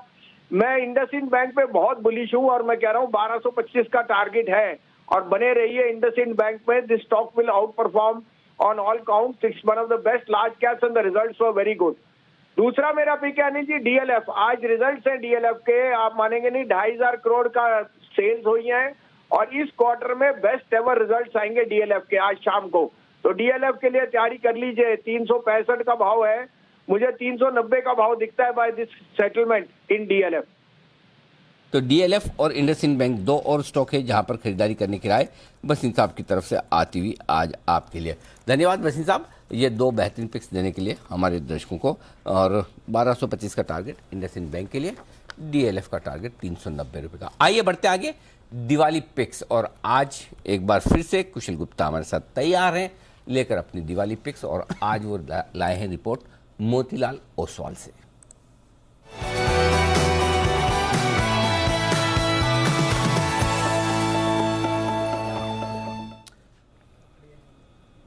बताएं कुशल, मोतीलाल ओसवाल सिक्योरिटीज की कहाँ है नजर?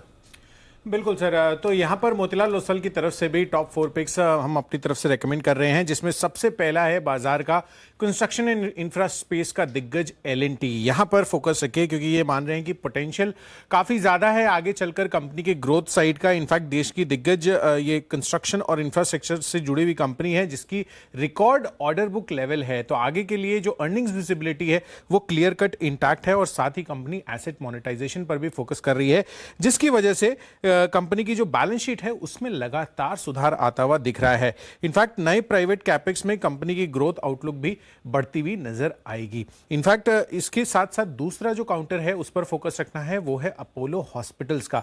यहां पर ये मानकर चल रहे हैं कि आगे चलकर जो हेल्थ केयर सर्विसेज में ऑक्यूपेंसी है वो इनकी बढ़ती हुई दिखेगी, क्योंकि एक तो इंटरनेशनल पेशेंट्स और साथ ही जो इंश्योरेंस लिंक पेशेंट्स हैं उनकी वजह से ऑक्यूपेंसी में और ज्यादा इजाफा इनको देखने को मिल सकता है। यही नहीं, अपोलो 24/7 इनका प्लेटफॉर्म है, वहां पर अच्छा ट्रैक्शन आ रहा है और साथ ही Apollo health and lifestyle network, यहां पर भी बेहतर फुटफॉल इनको देखने को मिल सकता है आगे चलकर। तीसरा बड़ा स्टॉक है मेट्रो ब्रांड्स का, जिसके मैनेजमेंट से आज हमने बात भी की थी।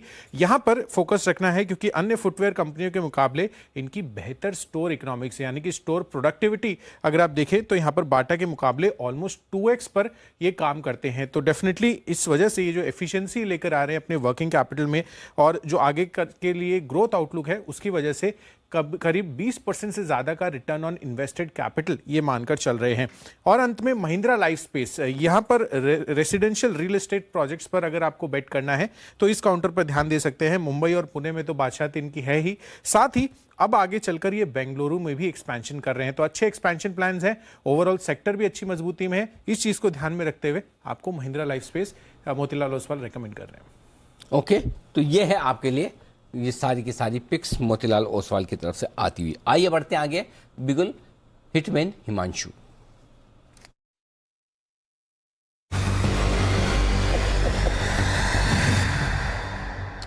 हिमांशु से उनकी पिक्स लें उससे पहले एक बार लॉरस लैब के नतीजे आपकी स्क्रीन पर आ रहे हैं। नतीजे मैं आपके सामने रख दूं। साल दर साल मुनाफा 204 करोड़ से बढ़कर 233 करोड़ है। वहीं आय का आंकड़ा है 1576 करोड़ का। हमारा अनुमान था 1633 करोड़ का, तो आय का आंकड़ा अनुमान से थोड़ा सा कमज़ोर नज़र आ रहा है। मुनाफे का आंकड़ा भी हम आपके सामने रख ही रहे हैं। 540 करोड़ के आसपास की आय आती हुई दिखे, माफ़ कीजिएगा 233 करोड़ के आसपास का मुनाफे का आंकड़ा आया है। 204 करोड़ से साल दर साल बढ़कर ये है नतीजे। कामकाजी मुनाफा 346 करोड़ से बढ़कर 449 करोड़ के आसपास। लॉरस लैब्स और इसके चार्ट पर एक बार जरा कुणाल जी तैयारी करके बताइए। नतीजे आने के बाद स्टॉक 15 रुपये नीचे। अनिल जी देखिए, दिन भर से गिर रहा है, 507 रुपए के आसपास एक सपोर्ट है, तो मुझे ऐसा लगता है कि 507 के नीचे गया तो फिर आपको फ्रेश मंदी देखने को मिलेगी, वरना संभावना यह है कि एक रेंज में ही ट्रेड करेगा। 507 नीचे का लेवल है और ऊपर जो लेवल है वो 528 का, 528 507 के बीच में ही ट्रेड होना चाहिए। मेरी राय में अवॉइड करें, बेहतर रहेगा। अवॉइड करिए, बेटर रहेगा। ये है आपके लिए लॉरस लैब्स। आइए हिमांशु जी से उनकी कॉल लेनी थी। हिमांशु जी बताएं सर। जी दीपांशु, देखिए दीपांशु, एक स्टॉक है कैश सेगमेंट का जो मेरे रडार पर आया है, और मैं स्टॉक दूं उससे पहले एक बात बोलना चाहूंगा कि ये वो स्टॉक है जो आईटीसी के बाद सबसे ज्यादा रिकमेंडेड है हमारे पैनल पर। आईटी सेगमेंट का स्टॉक है, कैश सेगमेंट का मैं बात कर रहा हूं केपीआईटी टेक्नोलॉजीज की, जिसका करंट लेवल लगभग 708 रुपए के आसपास है। दीपांशु, इस स्टॉक में नंबर्स आए थे कल या शायद परसों, उसके बाद एक फ्रेश कंसोलिडेशन का ब्रेकआउट आता हुआ नजर आया है, और मेरा ऐसा मानना है कि ये स्टॉक एकमात्र ऐसा स्टॉक है जो कि इस आईटी सेगमेंट से होते हुए सबसे ज्यादा स्ट्रेंथ दिखाने में कामयाब रहा है। तो बहुत शॉर्ट टर्म के लिए 1 से 2 दिन के नजरिए के लिए 735 और 750 रुपए के टारगेट के लिए केपीआईटी टेक में खरीदारी करके चलने की सलाह है। 695 का स्टॉप लॉस लगाएं, लेकिन ये दिवाली से दिवाली तक का एक ऐसा स्टॉक है जो मेरी तरफ से एक खास रिकमेंडेशन रहेगी, जो यहां से बहुत जबरदस्त रिटर्न दिखाने का पोटेंशियल रखता है। KPIT technology not to be missed stock. To be missed stock है केपीआईटी टेक। मैनेजमेंट से भी हमने बात करी थी, आउटलुक भी उनका काफी पॉजिटिव था। गोल्डमैन सैक्स तो 900 प्लस के टारगेट्स दे ही रहा है। हिमांशु जी चार्ट्स पर 750 के टारगेट्स इस पर देख रहे हैं। आइए सुमित जी के लिए बिगुल सुमित का सुपर हिट।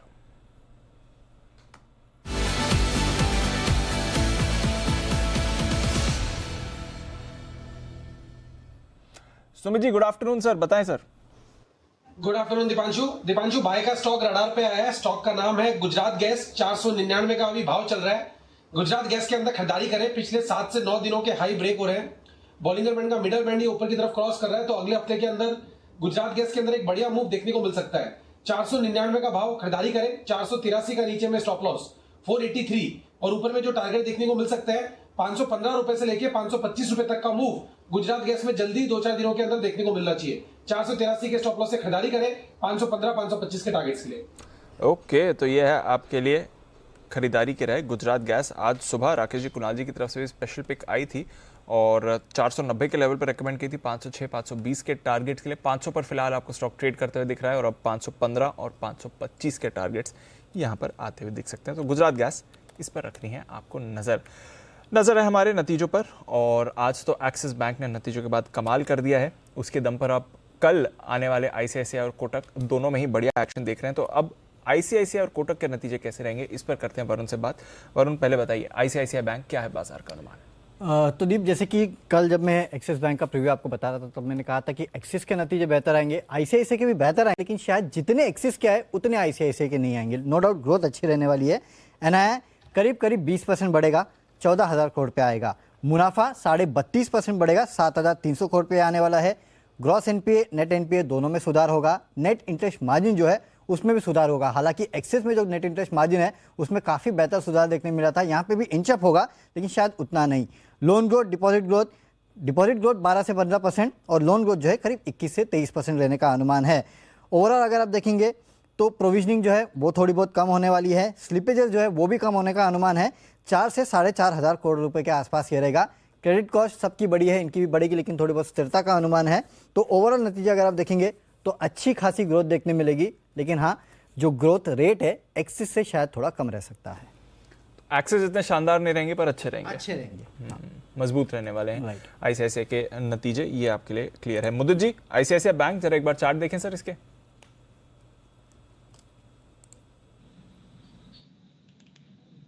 देखिए चार्ट्स बहुत अच्छे हैं और स्टॉक में 840-850 के आसपास अच्छा बॉटम बनाया, वहां से बढ़िया बाइंग देखने को मिल रही है। जो अर्लियर स्विंग हाई था करीब 900 रुपए का, वो भी निकाल दिया स्टॉक ने। जिस तरह के चार्ट्स अभी बने हैं यहाँ से भी और तेजी दिखाएगा। 930-940 तक के अपसाइड में आईसीआईसीआई बैंक में नजर आते हैं। कोई भी यहाँ से डिप भी देखने को मिलता है। 890 के आसपास भी ये काउंटर आता है, बिल्कुल बाय करके चलने की सलाह होगी 930-940 के टारगेट्स के लिए। दीप, मेरे लिए एक बिगुल प्लीज। आइए बिगुल, मुनाफे वाले मुदित।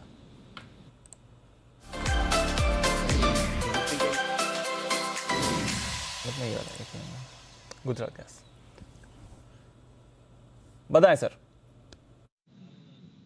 देखिए एक स्टॉक में काफी करेक्शन देखने को मिला रिसेंटली, करीब ईयरली लो बना और वहां से बढ़िया बाउंस बैक ये काउंटर दिखा रहा है। फॉलिंग ट्रेंड लाइन का भी ब्रेकआउट आया है। बात कर रहे हैं PEL, Piramal enterprises limited. PEL को यहाँ पर लॉन्ग करके चलेंगे।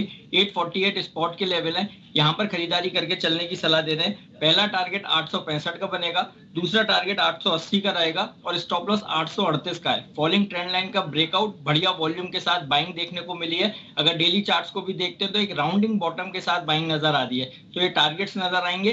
पीईएल को लॉन्ग करके चलेंगे, स्टॉप लॉस रहेगा 838 का। पीरामल यहाँ पर आपको करनी है खरीदारी, ये लंबे समय बाद पीरामल पर बाय कॉल आ रहा है और स्टॉक भी थोड़ा मोमेंटम में दिख रहा है, तो इस पर रखनी है नजर। पर जैसे मैं कह रहा था, नजर दोनों प्राइवेट बैंक दिग्गजों पर है। आईसीआईसीआई तो नतीजे ठीक रहेंगे, अच्छे ही रहेंगे जैसा वरुण कह रहे थे, मे बी एक्सिस इतने स्ट्रांग नहीं, बट वरुण कोटक के नतीजे कैसे रहने वाली है ये बताइए।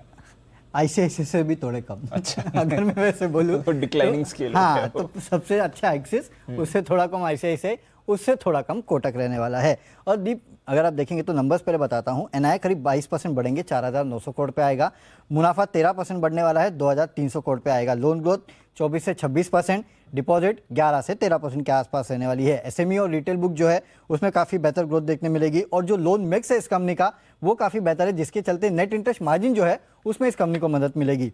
अब दिक्कतें जो मैं रिपोर्ट्स पढ़ रहा था वो कह रही थी कि शायद M2M लॉसेस जो है वो इस कंपनी को सबसे ज़्यादा हो सकते हैं पूरे प्राइवेट बैंकिंग स्पेस में, ऐसे कुछ रिपोर्ट्स कह रही थी। और उसके चलते जो ओवरऑल प्रॉफिटेबिलिटी है उस पर थोड़ा हिट देखने मिलेगा। इसके लिए मैं कह रहा हूं कि शायद केवल 13% के आसपास की ग्रोथ आपको इस कंपनी के मुनाफे में देखने मिलेगी।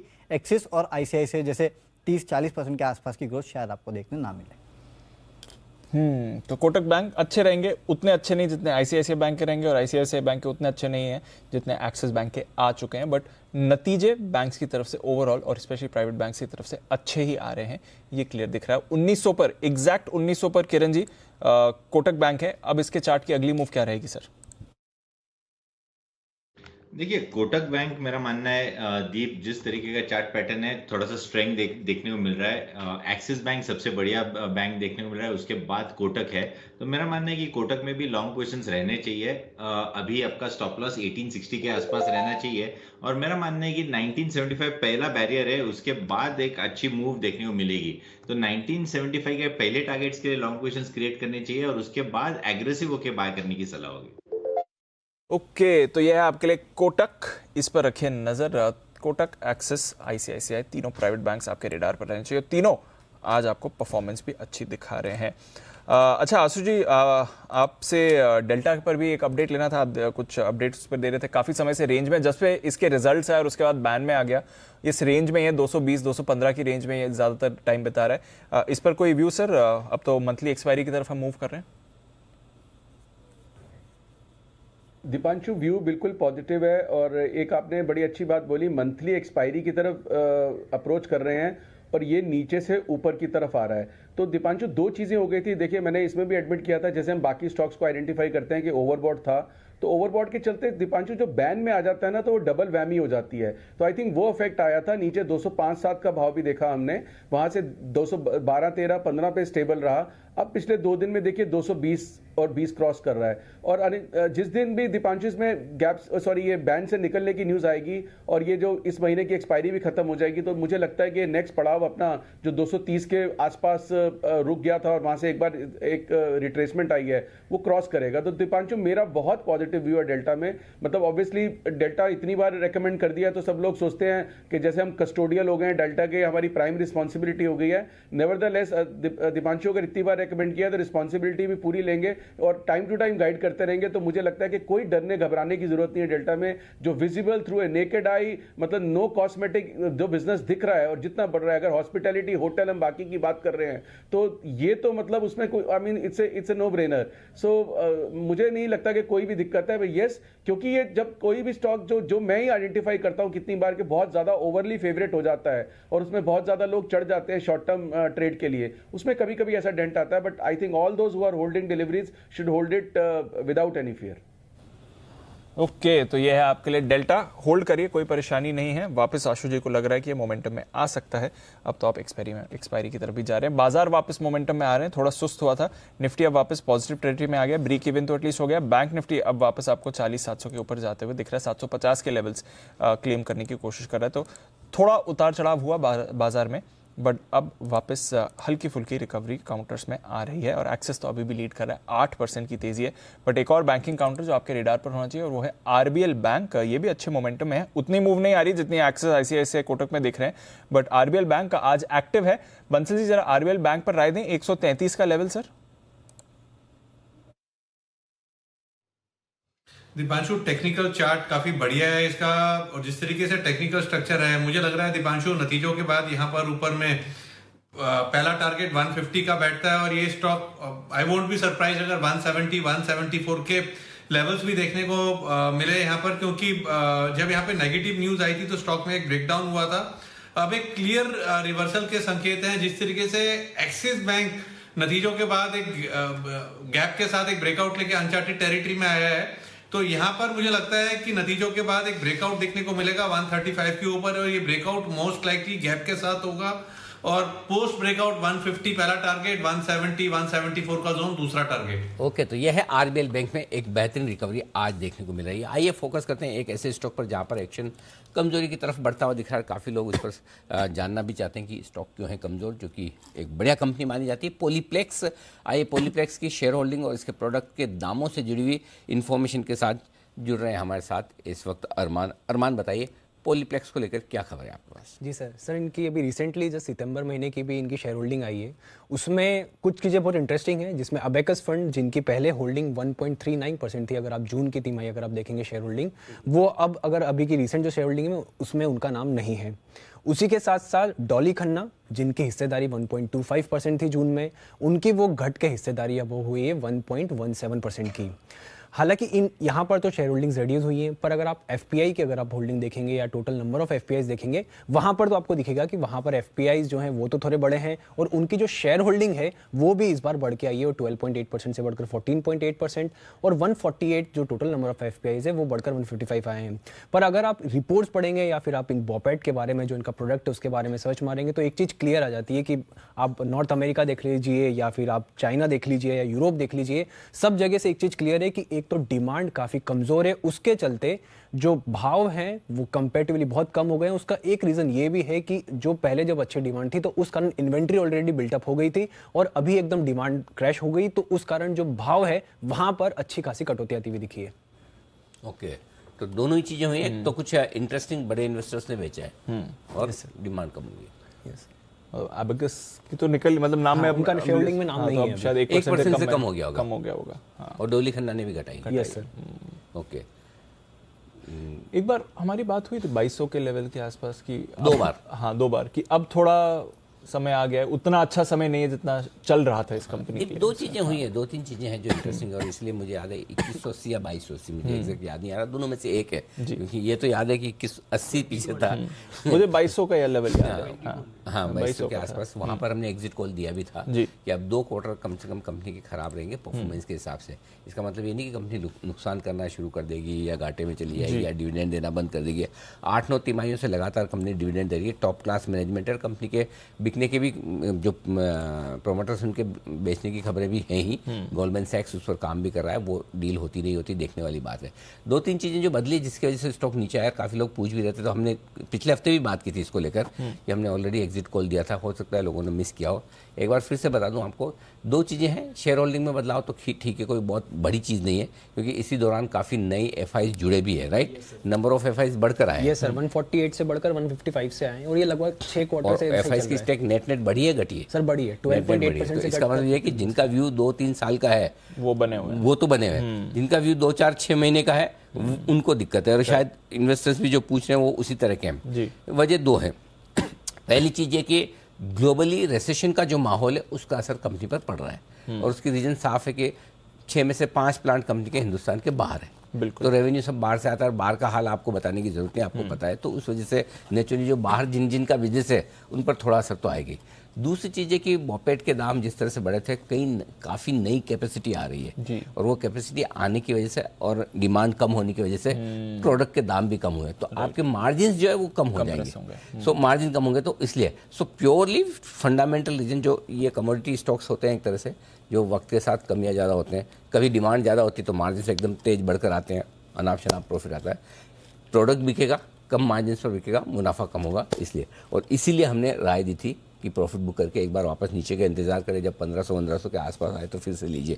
अब उस तरफ आ भी रहा है। So I think crystal clear है। अगर आपका 3 साल का व्यू है कोई दिक्कत नहीं, वापस से साइकिल ऊपर होगा। अगर आपका 3 महीने का व्यू है तो हो सकता है 200 रुपये और निकले, कोई बड़ी बात नहीं हो सकता है। हाँ पॉसिबल है, हो भी सकता है रिजल्ट पर थोड़ा और रिएक्शन आए। तो अगले 2 क्वार्टर रिजल्ट ढीले रहेंगे और इसी वजह से हमने 2280 रुपये के आसपास हमने कहा भी था कि एक बार आप प्रॉफिट बुक कर लें, वापस नीचे आ जाएँ तब ले सकते हैं। ठीक है, तो ये है आपके पॉलीप्लेक्स पर जो आप काफ़ी सारे व्यूअर्स हमें ट्वीट करके पूछ भी रहे थे कि क्या हुआ है। रिसर्च आपके सामने परफॉर्मेंस को लेकर और कंपनी की शेयर होल्डिंग लेकर भी नजर रखते हैं इस पर। एक बार चार्ट पर भी राय ले ली जाए सुमित जी की तरफ से। सुमित जी, 1700 का लेवल पॉलीप्लेक्स सर। दीपांशु, पॉलीप्लेक्स के अंदर पोजीशंस एक बार होल्ड करके चल सकते हैं। एक पुल बैक बाउंस बैक हो सकता है बने स्टॉक के अंदर, लेकिन उसके लिए स्टॉक को ऊपर में 1750-1780 का लेवल तोड़ना पड़ेगा। जब तक ये लेवल ऊपर में टूटेगा नहीं तब तक कोई बड़ा मूव देखने को मिलेगा नहीं। Pull back bounce back possible है और वो भी तब होगा जब स्टॉक के अंदर नीचे में 1680 का लेवल नहीं टूटेगा। अगर 1680 का लेवल टूटा तो फिर गिरावट और आएगी और फिर नीचे में 1500 रुपए तक के लेवल आने वाले दिनों में पॉलीप्लेक्स में देखने को मिल सकते हैं। तो जब तक 1680 का लेवल नहीं टूटता तब तक पॉसिबल है पुल बैक बाउंस बैक आए जिसमें 1800 तक के लेवल देखने को मिल सकते हैं। कोई बड़ी तेजी फिलहाल एक बार इमीडिएटली लग नहीं रही चार्ट्स में देखते हुए।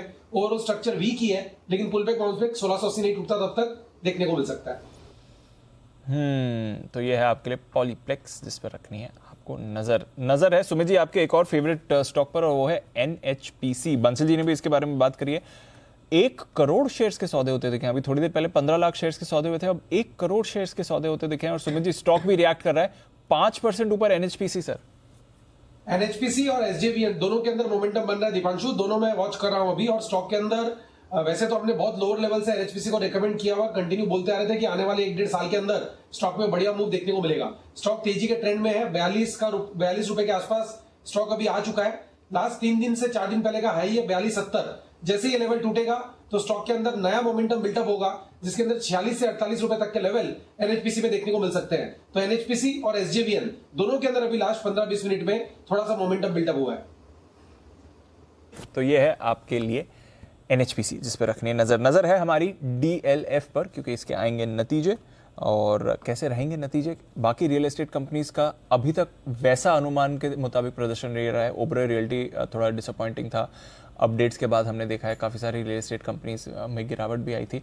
अरमान बताइए डीएलएफ क्या करेगा नतीजों पर? जी, इनका जो अनुमान है, आप अनुमान में जो कंसोलिडेटेड वाई देखते हैं वहाँ पर अगर जो जितना भी हम एनालिस्ट का जितना रिपोर्ट्स पढ़ के अनुमान निकल के आया वो ऐसा है कि बढ़िया आ सकते हैं नतीजे। आय में तो हालांकि 8% की उछाल दिखने को मिलेगी, पर एक जो मार्जिन्स फ्रंट है, जितनी भी ब्रोकरेज रिपोर्ट्स हैं यहाँ पर एक चीज़ क्लियर आ रही है कि इनके मार्जिन्स भी हो सकता है कि इंप्रूव हो जाएं, जो 30.9% है वहाँ से बढ़कर 34% पर आ जाएं, और मुनाफे में भी लगभग आपको 48% की बढ़ोतरी दिखेगी। अब उसका रीज़न क्या है? क्योंकि जो इनके नए प्रोजेक्ट हैं, उनके नए प्रोजेक्ट्स में उनको बढ़िया आय आ रही है, और जो प्री सेल्स जो एक डेटा देखा जाता है वो भी 2200 से लगभग 2400 करोड़ के आसपास का अनुमान है कि वो भी बढ़कर आ सकती है, वहाँ तक आ सकती है। और उसके बाद अगर आप पिछले क्वार्टर की से तुलना करेंगे इस क्वार्टर में, तो भी जो जितनी डिलीवरी वॉल्यूम्स हैं वो भी इस बार बढ़कर आएंगे। तो ओवरऑल जो नए प्रोजेक्ट से अच्छा रुझान मिला है, डिलीवरी वॉल्यूम्स अच्छे हैं, और जो प्री सेल्स का डेटा है वो भी बढ़िया आने का अनुमान है। तो ओवरऑल नतीजे बढ़िया हो सकते हैं। ओवरऑल नतीजे बढ़िया हो सकते हैं। डीएलएफ इस पर रखेंगे नजर। अभी भसीन साहब इसके बारे में बात करके भी गए हैं, ये भी काउंटर आपके रेडार पर रहना चाहिए। आइए फिर आखिरी 15 मिनट बाकी हैं ट्रेड के इस संवत के, ले लेते हैं अनिल जी की फाइनल मार्केट स्ट्रैटेजी। थोड़ा डाउ फ्यूचर्स अनिल जी 150 अंक नीचे हैं, देखते हैं 2 दिनों से तो 100 अंक गिरकर बंद हो रहे हैं, थोड़ी वॉलिटिलिटी रही है। नास्डैक फ्यूचर्स ज़्यादा परेशानी दिखा रहे हैं, 1% नीचे है। यूरोप में भी 1 से 1.5% की गिरावट है। क्या करके जाना है सर? दीप सिंपल है, वैसे हमारे मार्केट कहीं कोई कमजोर नहीं है। आज की मजबूती तो कुछ खास ही है, क्योंकि जब डाउ फ्यूचर 150 नीचे हो, उसके बावजूद आप हरे निशान में दिन के हाई पॉइंट की तरफ बढ़ने की कोशिश कर रहे हैं। बैंक निफ्टी पे आप 650 पॉइंट ऊपर हो, तो इसका मतलब क्लियर है कि अगले 2 दिनों में डाउ को बढ़ना पड़ेगा। करेक्ट है ना? तो हमारी मजबूती तो दिख रही है, लेकिन फिर भी 3 दिनों का लंबा वीकेंड हो जाता है। थोड़ी सावधानी रखें, फ्रेश पोजीशन न बनाएं और अपनी जो पोजीशन उसे हेज करके चलें। बैंक निफ्टी पर लॉन्ग है, 40,500 का पुट रख लीजिए, शॉर्ट है 41,000 का कॉल रख लीजिए। निफ्टी पर 17,575 के आसपास है, अगर लॉन्ग है 17,400 का कॉल ऑप्शन रखिए, शॉर्ट है 17,700 का कॉल ऑप्शन रखिए, लॉन्ग है 17,400 का पुट ऑप्शन रखिए। इस बीच एक और अपडेट आपको दे दूं, आज के 2000 वाला जो कॉल था 1239 के आसपास एसबीआई लाइफ 1249 का हाई बनाया है। नतीजा आने की तैयारी में किसी भी वक्त आएंगे। आप अपने स्टॉप लॉस ट्रेल कर लें, कॉस्ट के आसपास कर लें और ट्रेल करते चले, क्योंकि नतीजों के वक्त वॉलेटिलिटी हो सकती है। उम्मीद हम अच्छे नतीजों की कर रहे हैं, लेकिन फिर भी कोई हाँ वो थोड़ी रह सकती है, तो उस हिसाब से आप अपनी पोजिशनिंग कर लें जी। ओके, तो ये है आपके लिए इस समय राय। एसबीआई लाइफ पर अपडेट और अनिल जी की तरफ से स्ट्रैटेजी। ऑफकोर्स मंडे को थोड़ा ट्रंकेटेड सेशन होने वाला है, तो पोजीशन अपने रिस्क के हिसाब से करें। बट एक बार लॉरस लैब्स को पुल अप करते हैं, क्योंकि नतीजों के जो थोड़े इंटरनल्स गाइडेंस खराब आई हैं और थोड़े इंटरनल्स भी कमजोर हैं। अनिल 8.5% नीचे है लॉरस लैब्स। अभी रिजल्ट्स के बाद ठीक दिख रहा था, और देखिए क्या ब्रेकडाउन आया है, सडन ब्रेकडाउन आपको चार्ट पर आते दिख रहा है। अब 480 का लेवल आ गया है। कुणाल जी आप बात भी कर रहे थे, वैसे एक रेंज में ही रहा था, बट अब ये सडन ब्रेकडाउन के बाद 480 के लेवल पर अब अगले सपोर्ट्स क्या निकल कर आते हैं? अब क्या व्यू बनती है सर इसके चार्ट पर? देखिए दीपांशु, जैसे मैं तब कह रहा था कि भाई जो सबसे क्रिटिकल लेवल है उसके नीचे स्टॉक में ब्रेकडाउन आता हुआ दिख रहा है। 507 रुपए का स्तर इसने तोड़ा और फिर सीधा ऑन द मूव स्टॉक गिरा है। अब यहाँ पर 480 के आसपास एक मेजर सपोर्ट के आसपास अब ये ट्रेड कर रहा है, लेकिन किसी भी खरीदारी की राय नहीं है। मुझे लगता है कि अगर आप इसमें फंसे हुए हैं तो उछाल का इस्तेमाल करें स्टॉक से निकल आने के लिए, क्योंकि हो सकता है कि काफ़ी लंबे समय तक स्टॉक बाजार को और पूरे अपने पेयर ग्रुप को अंडर परफॉर्म करे। तो उछाल का इस्तेमाल करें निकलने के लिए, उछाल का इस्तेमाल करें निकलने के लिए। एक और चार्ट आपके लिए कुणाल जी, और वो है रूट मोबाइल। इसको पुल अप करिए। आय 730 करोड़ से बढ़कर 840 करोड़ की आपको आती हुई दिख रही है तिमाही दर तिमाही। मुनाफा 71 करोड़ से बढ़कर 73 करोड़ आया, तो मुनाफे में तो कुछ बदलाव नहीं रहा है, सपाट ही रहा है।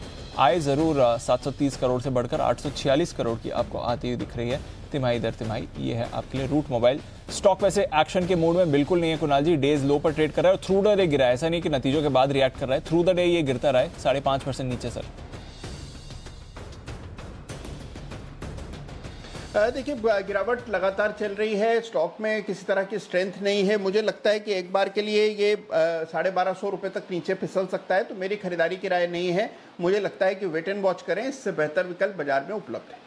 बिल्कुल बेहतर विकल्प है बाजार में। अब 6.5% नीचे हो गया है नंबर्स आने के बाद। रूट मोबाइल बाजार को नंबर्स पसंद नहीं आ रहे हैं। कामकाजी मुनाफा 85 करोड़ से बढ़कर जरूर 103 करोड़ का आते हुए दिखा। ये सारे के सारे कंपैरिजन जो आपकी स्क्रीन पर आ रहे हैं ये तिमाही दर तिमाही के ही कंपैरिजन है।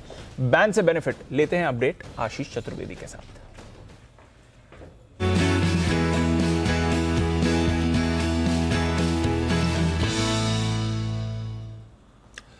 बताएं आशीष, 5 स्टॉक्स, कुछ बदलाव? दीपांशु, ढेर सारे बदलाव हो रहे हैं। मुझे लग रहा है कि छुट्टी से पहले अगर आप देखें तो कोई अपनी ओवरनाइट पोजीशंस कैरी नहीं करना चाहता है। 5 में से 4 स्टॉक मेरे पास ऐसे हैं जहां पर मार्केट वाइड पोजीशन लिमिट जो है 80% से नीचे आ गई है। जी 79.5 है, India cement 79.12, India bulls housing finance यहाँ पर तो काफ़ी दिनों से पोजीशंस घट भी रही थी, करीब करीब 78% आ गई हैं। और डेल्टा कॉप में भी देखें तो 78, तो यानी ये 4 स्टॉक जो है बैन में आ जाएंगे। BHEL कहना अभी मुश्किल है क्योंकि 84% है मार्केट वाइड पोजीशन लिमिट, बाकी सब 80% से नीचे आ गए, BHEL में नहीं आए हैं। और PNB ये चकमा दे रहा है काफी दिनों से, अगर आप देखें तो अभी 96% है, रोज बॉर्डर लाइन के आसपास आ जाता है। कल भी देखिए 91% पे बंद हो गया था। कल जब हम बात भी कर रहे थे तब करीब 97-98% थी, 91% पर अभी कल क्लोजिंग हुई, अभी 96 पर चल रहा है, 95% के ऊपर है। PNB के ऊपर फोकस रखना चाहिए, बाकी ये 4 स्टॉक तो पक्का बैन से बाहर आ जाएंगे। और अब बात कर ही रहे थे आशु जी, डेल्टा कॉप मंथली एक्सपायरी है, अब वापस मोमेंटम में आना चाहिए, लग भी रहा है बैन से बाहर आ जाएगा। India cement, India bulls housing finance ये भी बैन से बाहर आने की तैयारी में है। जी एंटरटेनमेंट भी, तो रखेंगे इन सब पर नजर। PNB शायद इसकी एंट्री हो सकती है, इसको अपने रेडार पर रखें। शुक्रिया आशीष ये अपडेट हमारे साथ शेयर करने के लिए। कैश का ऑप्शन जुड़ रहे हैं जय Thakkar.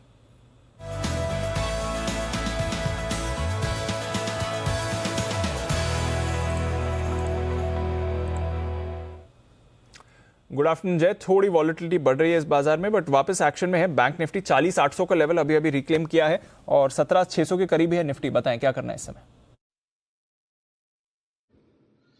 Very good afternoon to you Deep and very good afternoon to you Anil ji. बिल्कुल दीप, बैंक निफ्टी में ही एक्शन है इनफैक्ट, इसीलिए मॉर्निंग में जो हमने 40,500 का कॉल दिया था वहां पे तो टारगेट फर्स्ट हासिल हुआ और 730 तक के लेवल्स भी वहां पे ऑप्शंस में देखने मिले। अच्छा मूव बैंक निफ्टी में आया 41,000 तक। बट अब जो मैं ऑप्शन दे रहा हूँ वो स्टॉक ऑप्शन है डाबर का, इन द मनी स्ट्राइक का कॉल ऑप्शन दीप खरीदना है। 8.50 रुपए पे खरीदे आप इन द मनी स्ट्राइक का कॉल ऑप्शन डाबर का 535 का। जो हिसाब से 2 दिन से यहाँ पे एक वॉल्यूम एक्शन देखने मिल रहा है, एक ब्रेकआउट देखने मिल रहा है दीप, मुझे ऐसा लग रहा है कि ऊपर में लगभग यहाँ पे 13 रुपए से लेकर 16.5 तक के लेवल्स आपको देखने मिल सकते हैं 535 के स्ट्राइक के कॉल ऑप्शन में। और डाउन साइड में आपको जो स्टॉप लॉस प्लेस करना होगा that would be at 5.30। So risk और पर्सपेक्टिव भी अच्छा है। मुझे ऐसा लग रहा है कि स्पॉट में लगभग 555 तक के लेवल्स हमें नेक्स्ट वीक तक ये दिखा सकता है। ओके, तो यह है आपके लिए डाबर। वेडनेसडे को इसके नंबर्स भी आने वाले हैं, छुट्टी का दिन रहेगा, बट नजर रखिए कंजम्पशन स्टॉक्स पर थोड़ी उम्मीदें बनी हुई हैं। ITC के शानदार नतीजे थे, HUL के नतीजों का इंतजार है, टाटा कंज्यूमर के भी अच्छे नतीजे आए थे। अब देखते हैं डाबर की परफॉर्मेंस कैसी रहेगी। 535 का कॉल खरीद के चाहिए 8.5 के लेवल पर। कार ट्रेड इसको पुल अप करते हैं और यहां पर घाटे से मुनाफे में आई कंपनी, 35 करोड़ के घाटे के सामने 5.5 करोड़ का मुनाफा है, इसलिए आप देख रहे हैं स्टॉक पर एक सडन स्पाइक आया है। आय में भी अच्छी बढ़त है, वैसी बढ़त नहीं है जो मुनाफे में आप देख रहे हैं। 77 करोड़ से बढ़कर 88 करोड़ की आय आपको आती हुई दिख रही है, बट घाटे से मुनाफे में ओवरऑल कंपनी आई है और उसका रिएक्शन स्क्रीन पर प्ले आउट हो रहा है। सुमित जी एक बार कार ट्रेड का चार्ट देखें सर, 6% का स्पाइक नंबर्स आने के बाद, कामकाजी घाटे से भी कामकाजी मुनाफे में आई है कंपनी, तो ओवरऑल ऑपरेशनली भी अच्छी परफॉर्मेंस रही है और ग्रोथ तो दिखाई रही है। 33 करोड़ के कामकाजी घाटे के सामने करीब 8.25 करोड़ का कामकाजी मुनाफा है। चार्ट देखें सर सुमित जी। दीपांशु देखिए, फिलहाल तो प्योर रिजल्ट का इंपैक्ट है, जिसमें कल और आज स्टॉक ने लोअर लेवल से बाउंस बैक दिखाया है और लोअर लेवल से 60-70 रुपए का बाउंस बैक देखने को भी मिला है। लेकिन मेरे को चार्ट्स कोई खास कन्विंसिंग फिलहाल लगते नहीं है, तो इसको एक बार थोड़ा सा टाइम देना चाहिए, कुछ दिनों के लिए स्टॉक को देखना चाहिए कि कार ट्रेड के अंदर पॉजिटिव साइड ट्रेड होता है कि नहीं होता है, क्योंकि स्टॉक के अंदर ऊपर में रेजिस्टेंस है। एक तो 200 DMA लेवल 640-650 के बाद है, उसके बाद ये एकदम लोअर लेवल से बाउंस बैक पुल बैक दिखा रहा है, तो ये सस्टेन करेगा कि नहीं करेगा वो भी डाउटफुल है। हाँ, स्टॉक का नीचे में सपोर्ट जरूर बना है, जो कि नीचे में 560 575 के पास बना है। ये लेवल जब तक नहीं टूटेंगे तब तक पुल बैक बाउंस बैक देखने को मिल सकता है। जो मैंने सपोर्ट लेवल्स बताए, अगर वो टूटते हैं तो फिर आने वाले दिनों में स्टॉक में गिरावट और बढ़ेगी और फिर नीचे के लेवल देखने को मिल सकते हैं। फ्रेश खरीदारी नहीं करना है, existing positions pull back bounce back में निकलना है। 640 650 के ऊपर लगता नहीं मेरे को ये स्टॉक जाएगा। 640 650 के ऊपर नहीं जाएगा नतीजों का रिएक्शन, बट नतीजे अच्छे आते दिखे हैं कंपनी की और इसलिए स्टॉक भी रिएक्ट कर रहा है। आई थिंक सुमित जी की तरफ से एक कॉल भी है। बिगुल, सुमित का सुपर हिट।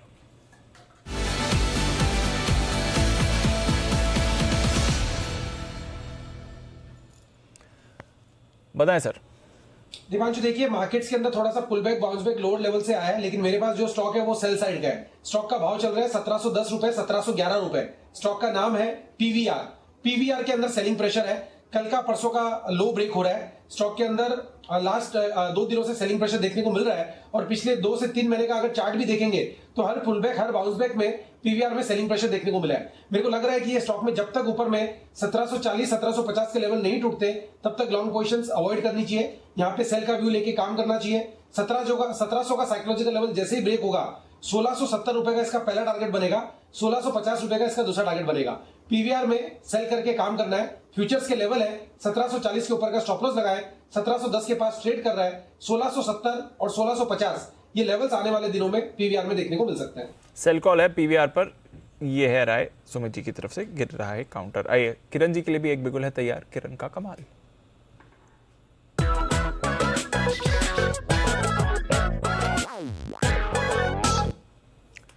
बताएं किरण जी। दीप, कैश स्टॉक है। अनिल जी ने मुझे बर्थडे पिक और दिवाली पिक देने के लिए कहा था, तो ये बहुत ही बेहतरीन है। रिकॉर्ड वॉल्यूम्स है, रिकॉर्ड डिलीवरी वॉल्यूम्स देखने को मिल रहे हैं और बाय करना है फिनोलेक्स केबल, जो कि अभी 498 500 के आसपास ट्रेड कर रहा है। आपका स्टॉप लॉस 480 रहेगा और सोमवार मंगलवार के टारगेट के लिए 540 के टारगेट्स देखने को मिलेंगे। पर 15-20 दिन का अगर व्यू लेते हैं तो 585 के टारगेट्स भी देखने को मिलेंगे। तो मेरा मानना है कि 15 दिन का वक्त लेना चाहिए, इन्वेस्टमेंट करना चाहिए। छोटे से रिस्क के साथ बहुत अच्छा रिटर्न देखने को मिलेगा। मेरा टारगेट 585 का देखने को मिल जाना चाहिए। ओके, तो 585 का पोजिशनल टारगेट है, 540 का ट्रेडिंग टारगेट है। ये है राय आपके लिए किरण जी की तरफ से। नजर रखनी है फिनोलेक्स केबल्स पर। स्टॉक में एक स्पाइक भी आ रहा है 500 के लेवल को, अभी इसने क्रॉस करा है। स्पाइस जेट पर भी रखिए नजर, अच्छी खबर आती हुई दिख रही है। डीजीसीए ने स्पाइस जेट की फ्लाइट्स पर जो 50% का कैप लगाया था, बेसिकली आधी क्षमता पर ही अपनी फ्लाइट्स चला पा रहे थे, वो लिमिट हटा दी गई है। तो राहत आ रही है। सारी जो रिस्ट्रिक्शन थी स्पाइस जेट पर वो आपको हटती हुई दिख रही है, पाबंदियां हटी हैं और इसलिए स्टॉक पर भी एक वर्टिकल स्पाइक आ रहा है। 5.5% ऊपर स्पाइस जेट इस समय ट्रेड करते हुए आपको दिख रहा है। मुदित जी, एक बार स्पाइस जेट का चार्ट भी पुल अप करिए, क्योंकि अच्छी खबर आ रही है। सारी रेस्ट्रिक्शंस हट गई हैं, जहां तक नंबर ऑफ फ्लाइट्स ये ऑपरेट कर सकते थे। 6% का स्पाइक अब स्पाइस जेट पर। जी, थोड़ा बहुत बाउंस बैक इस काउंटर में आ सकता है, लेकिन हर बार जब भी बाउंस देखने को मिलता है ऊपर से अच्छी खासी सेलिंग नजर आती है। तो जब तक ये 50 के ऊपर क्लोजिंग नहीं देगा, हर उछाल में बेच के चलेंगे, क्योंकि चार्ट्स पूरी तरह से अभी भी डाउन ट्रेंड में ये ट्रेड होते हुए नजर आ रहे हैं। तो उछाल में बेच के चलने की सलाह होगी। 50 रुपए के ऊपर क्लोजिंग आती है तब बाय साइड बैठेंगे, अदरवाइज उछाल में बेच के ही चलेंगे। ओके, तो उछाल में बेचकर चलिए। मूव आ रही है, खबर बेस्ड मूव आ रही है, बट फिलहाल इतना कन्विक्शन नहीं है। बट हाँ, कंपनी के लिए, एयरलाइन के लिए बहुत ही अच्छी खबर है, क्योंकि पीक ट्रैवल सीजन में है आप। रेस्ट्रिक्शंस के साथ ये काम कर रहे थे, अब वो रेस्ट्रिक्शंस हट गई हैं, तो ये भी अपना फायदा उठा पाएंगे। नंबर ऑफ फ्लाइट्स ये अब अपने जो नॉर्मल शेड्यूल है उसको ऑपरेट कर पाएंगे। तो स्पाइस जेट के लिए बढ़िया खबर आपकी स्क्रीन पर आती हुई दिख रही है। आइए फिर क्लोजिंग की तरफ बढ़ते हैं। आखिरी ट्रेडिंग दिन है इस संवत का और बाजार उतार चढ़ाव के बीच आपको लगातार छठे दिन पॉजिटिव क्लोजिंग देने के लिए तैयार है। और आज तो बैंक निफ्टी का जबरदस्त ब्रेकआउट रहा है। 10% ऑलमोस्ट आपको एक्सिस बैंक आज स्क्रीन पर ऊपर दिखेगा। 9.5% की तेजी के साथ बंद हो रहा है। 904 का लेवल पहली बार 900 के पार गया है। रिकॉर्ड हाई पर ये स्टॉक आपको दिख रहा है। नतीजों के बाद दमदार खरीदारी इस पर आई है। कल आएंगे कोटक बैंक और आईसीआईसीआई बैंक के नतीजे, उससे पहले दोनों स्टॉक एक्टिव है। आज आएंगे एसबीआई लाइफ और एचयूएल के नतीजे, उससे पहले दोनों में आपको खरीदारी दिख रही है। तो Kotak, Axis, ICICI, SBI life, HUL top 5 gainers हैं। सभी पर नतीजों का एक रिलेशन है। Apollo hospitals, ONGC, Nestle, Titan, SBI, HCL tech, UltraTech, एमएनएम, एचडीएफसी लाइफ और भारतीय एयरटेल कुछ और काउंटर जहां पर आपने खरीदारी देखी है। गिरावट बजाज फाइनेंस, बजाज फिनसर्व से आई थी। नतीजों के बाद यहां पर थोड़ी वीकनेस है। अदानी पोर्ट्स कमजोर दिख रहा है। डिवीज लैब, यूपीएल कल डील की बात पर स्टॉक ऊपर गया था, आज डील की खबर आने के बाद स्टॉक नीचे आया है। इंडसइंड बैंक पर दबाव था। आईटीसी नतीजों के बाद 1.5% नीचे, बट नतीजे शानदार रहे। रिलायंस इंडस्ट्रीज आज शाम को आएंगे उसके नतीजे, इससे पहले 1.5% नीचे। Tata consumer, Bajaj auto, TCS, Tata steel, Hindalco और रेड्डीज, ये कुछ और काउंटर्स थे जहां पर आपने वीकनेस बनती हुई देखी है। वायदा कारोबार की तरफ आए, 8.5% का उछाल तो हमें दिख रहा है फ्यूचर्स में एक्सिस बैंक पर। गुजरात गैस ये 4% ऊपर था, हमारे 2 एक्सपर्ट्स को पसंद आया counter. Canara bank, RBL bank, Coforge, Metropolis, HDFC AMC, Polycab, delta corp bank से बाहर आने की तैयारी में, bank of Baroda, IDFC limited, ONGC, ये कुछ और स्टॉक्स हैं जहां पर आपने खरीदारी देखी है। बट लॉरस लैब्स नतीजे एंड मोर इंपॉर्टेंटली कमजोर गाइडेंस पर स्टॉक 9% टूटते हुए दिख रहा है। तो एक तरफ 9% ऊपर गया एक्सेस नतीजों के बाद, दूसरी तरफ 9% नीचे आया लॉरस लैब्स नतीजों के बाद। बर्जर पेंट्स, एम्फोसिस, यहां पर भी नतीजों का वीकनेस है। आईईएक्स नतीजों के बाद ये 4.5% नीचे है। Bharat electronics, info edge, Havells, Shree cement, Whirlpool और साथ ही Atul limited, SBI cards, ABB, MNM finance, Honeywell auto, Chola investment और अदानी पोर्ट्स, यहां पर भी आपने गिरावट आती हुई देखी है। जो हमारी इस हफ्ते की लिस्टिंग्स है दोनों पर एक बार नजर डाल देते हैं। वैसे तो अच्छे मोमेंटम में रही हैं। आज EMI 7% नीचे है, 100 का हाई टच करने के बाद 2 दिनों में फिसला है स्टॉक। EMI में आपने गिरावट देखी है। पिरामल फार्मा 5% के निचले सर्किट पर आज भी आपको दिख रहा है, 2 दिनों से ये स्टॉक गिर रहा है। लिस्टिंग के बाद से इसकी परफॉर्मेंस उतनी अच्छी नहीं रही है। और ट्रैक्सन ये भी आपको कमजोरी ही दिखा रहे हैं, कुछ बड़ा एक्शन इसमें नहीं बना है। डिलीवरी आज 19% टूटा है, 2 दिनों में भारी गिरावट है। ऑलमोस्ट 20% के निचले सर्किट आपने डिलीवरी पर आते हुए दिखा है। इस स्टॉक की जमकर पिटाई हुई है जब से इनका डिसअपॉइंटिंग अपडेट आया है। बट ओवरऑल लगातार छठे दिन आप पॉजिटिव क्लोज पर जा रहे हैं। प्रोविजनल क्लोजिंग 17,585 निफ्टी पर और 40,875 बैंक निफ्टी पर 2% की तेजी के साथ। तो दिवाली से पहले बाजार बढ़िया मूड में है, स्पेशली जो बैंक्स का ब्रेकआउट रहा है। आइए, आज शाम के लिए हमने कई सारे इंपॉर्टेंट प्रोग्राम्स आपके लिए करे हैं तैयार। सबसे पहले तो त्योहारी सीजन है, कल धनतेरस है। इस धनतेरस पर ना सिर्फ आपके लिए सोना खरीदना शुभ होगा, बल्कि एक्सपर्ट्स के मुताबिक इस धनतेरस पर सोने में निवेश के पर भी आपको अच्छा मुनाफा मिल सकता है। इसलिए आज शाम 4:30 बजे माफ कीजिएगा, आप गोल्ड और ज्वेलरी की शॉपिंग कैसे कर सकते हैं, इस पर हम एक स्पेशल शो लेकर आएंगे। ज्वेलरी खरीदने में आपको किन किन बातों का ध्यान रखना चाहिए, कैसे आप सस्ती ज्वेलरी खरीद सकते हैं, इस पर देखिए हमारा खास शो ज्वेलरी शॉपिंग के गोल्डन रूल्स। इसके साथ ही धनतेरस स्पेशल है हमारा। 5 शहरों से ज्वेलर्स 5:30 बजे लाइव आपके साथ जुड़ेंगे। हम आपको बताएंगे धनतेरस से ठीक एक दिन पहले बाजार का मूड माहौल कैसा है, कंज्यूमर का सेंटिमेंट कैसा है, अलग अलग शहरों का हाल कैसा है। इस पर देखिए 5 शहरों के ज्वेलर्स जी बिजनेस पर लाइव। तो पूरा का पूरा गोल्ड खरीदारी पर ही आपको आज विश्लेषण मिलने वाला है शाम को। मौका भी अच्छा है, प्राइजेस भी नीचे आए हैं, खरीदारी आप कर सकते हैं। दिवाली पर जी बिजनेस आपके लिए आज एक और खास कार्यक्रम लेकर आ रहा है। आज आपकी खबर आपका फायदा में हम दीप जलाएंगे जागरूकता के। दिवाली पर कैसे ऑनलाइन फ्रॉड से बचना है, नकली सोना चांदी पहचानना है, नकली मावे मिठाई से कैसे बचना है और बच्चों के साथ सेफ दिवाली आप कैसे मना सकते हैं, इस पर करेंगे आपको जागरूक। आज हमारी खास चर्चा में हमारे मेहमान होंगे मेहता साहब, सुरेंद्र मेहता साहब, जो कि हैं secretary IBJA Indian Boolean and jewellers association के, दीपिका सिंह जो कि हैं CEO डीप साइट्स की, और महेश जगड़े साहब जो कि हैं पूर्व कमिश्नर FDA महाराष्ट्र के फूड एंड ड्रग एडमिनिस्ट्रेशन के। तो 5 बजे तो शाम 6 बजे जरूर देखें दीप जले कंज्यूमर जगे। इसके साथ ही मनी गुरु, यहाँ पर हम निवेश की कैसे कर सकते हैं शुरुआत, इसके बारे में बात करेंगे। नया संवत आ रहा है तो मौका तो अच्छा है नए निवेश करने का। मुनाफे के वो फंड जो दिलाएंगे हर दिवाली आपको मुनाफा। इस दिवाली करना चाहते हैं निवेश की शुरुआत तो जरूर देखें शाम 6:30 बजे धन भर से। हमारे साथ होंगे हर्षवर्धन रुंगटा, CFB रुंगटा सिक्योरिटीज के, और मोहित कांग साहब जो कि हैं CEO मनी फ्रंट के।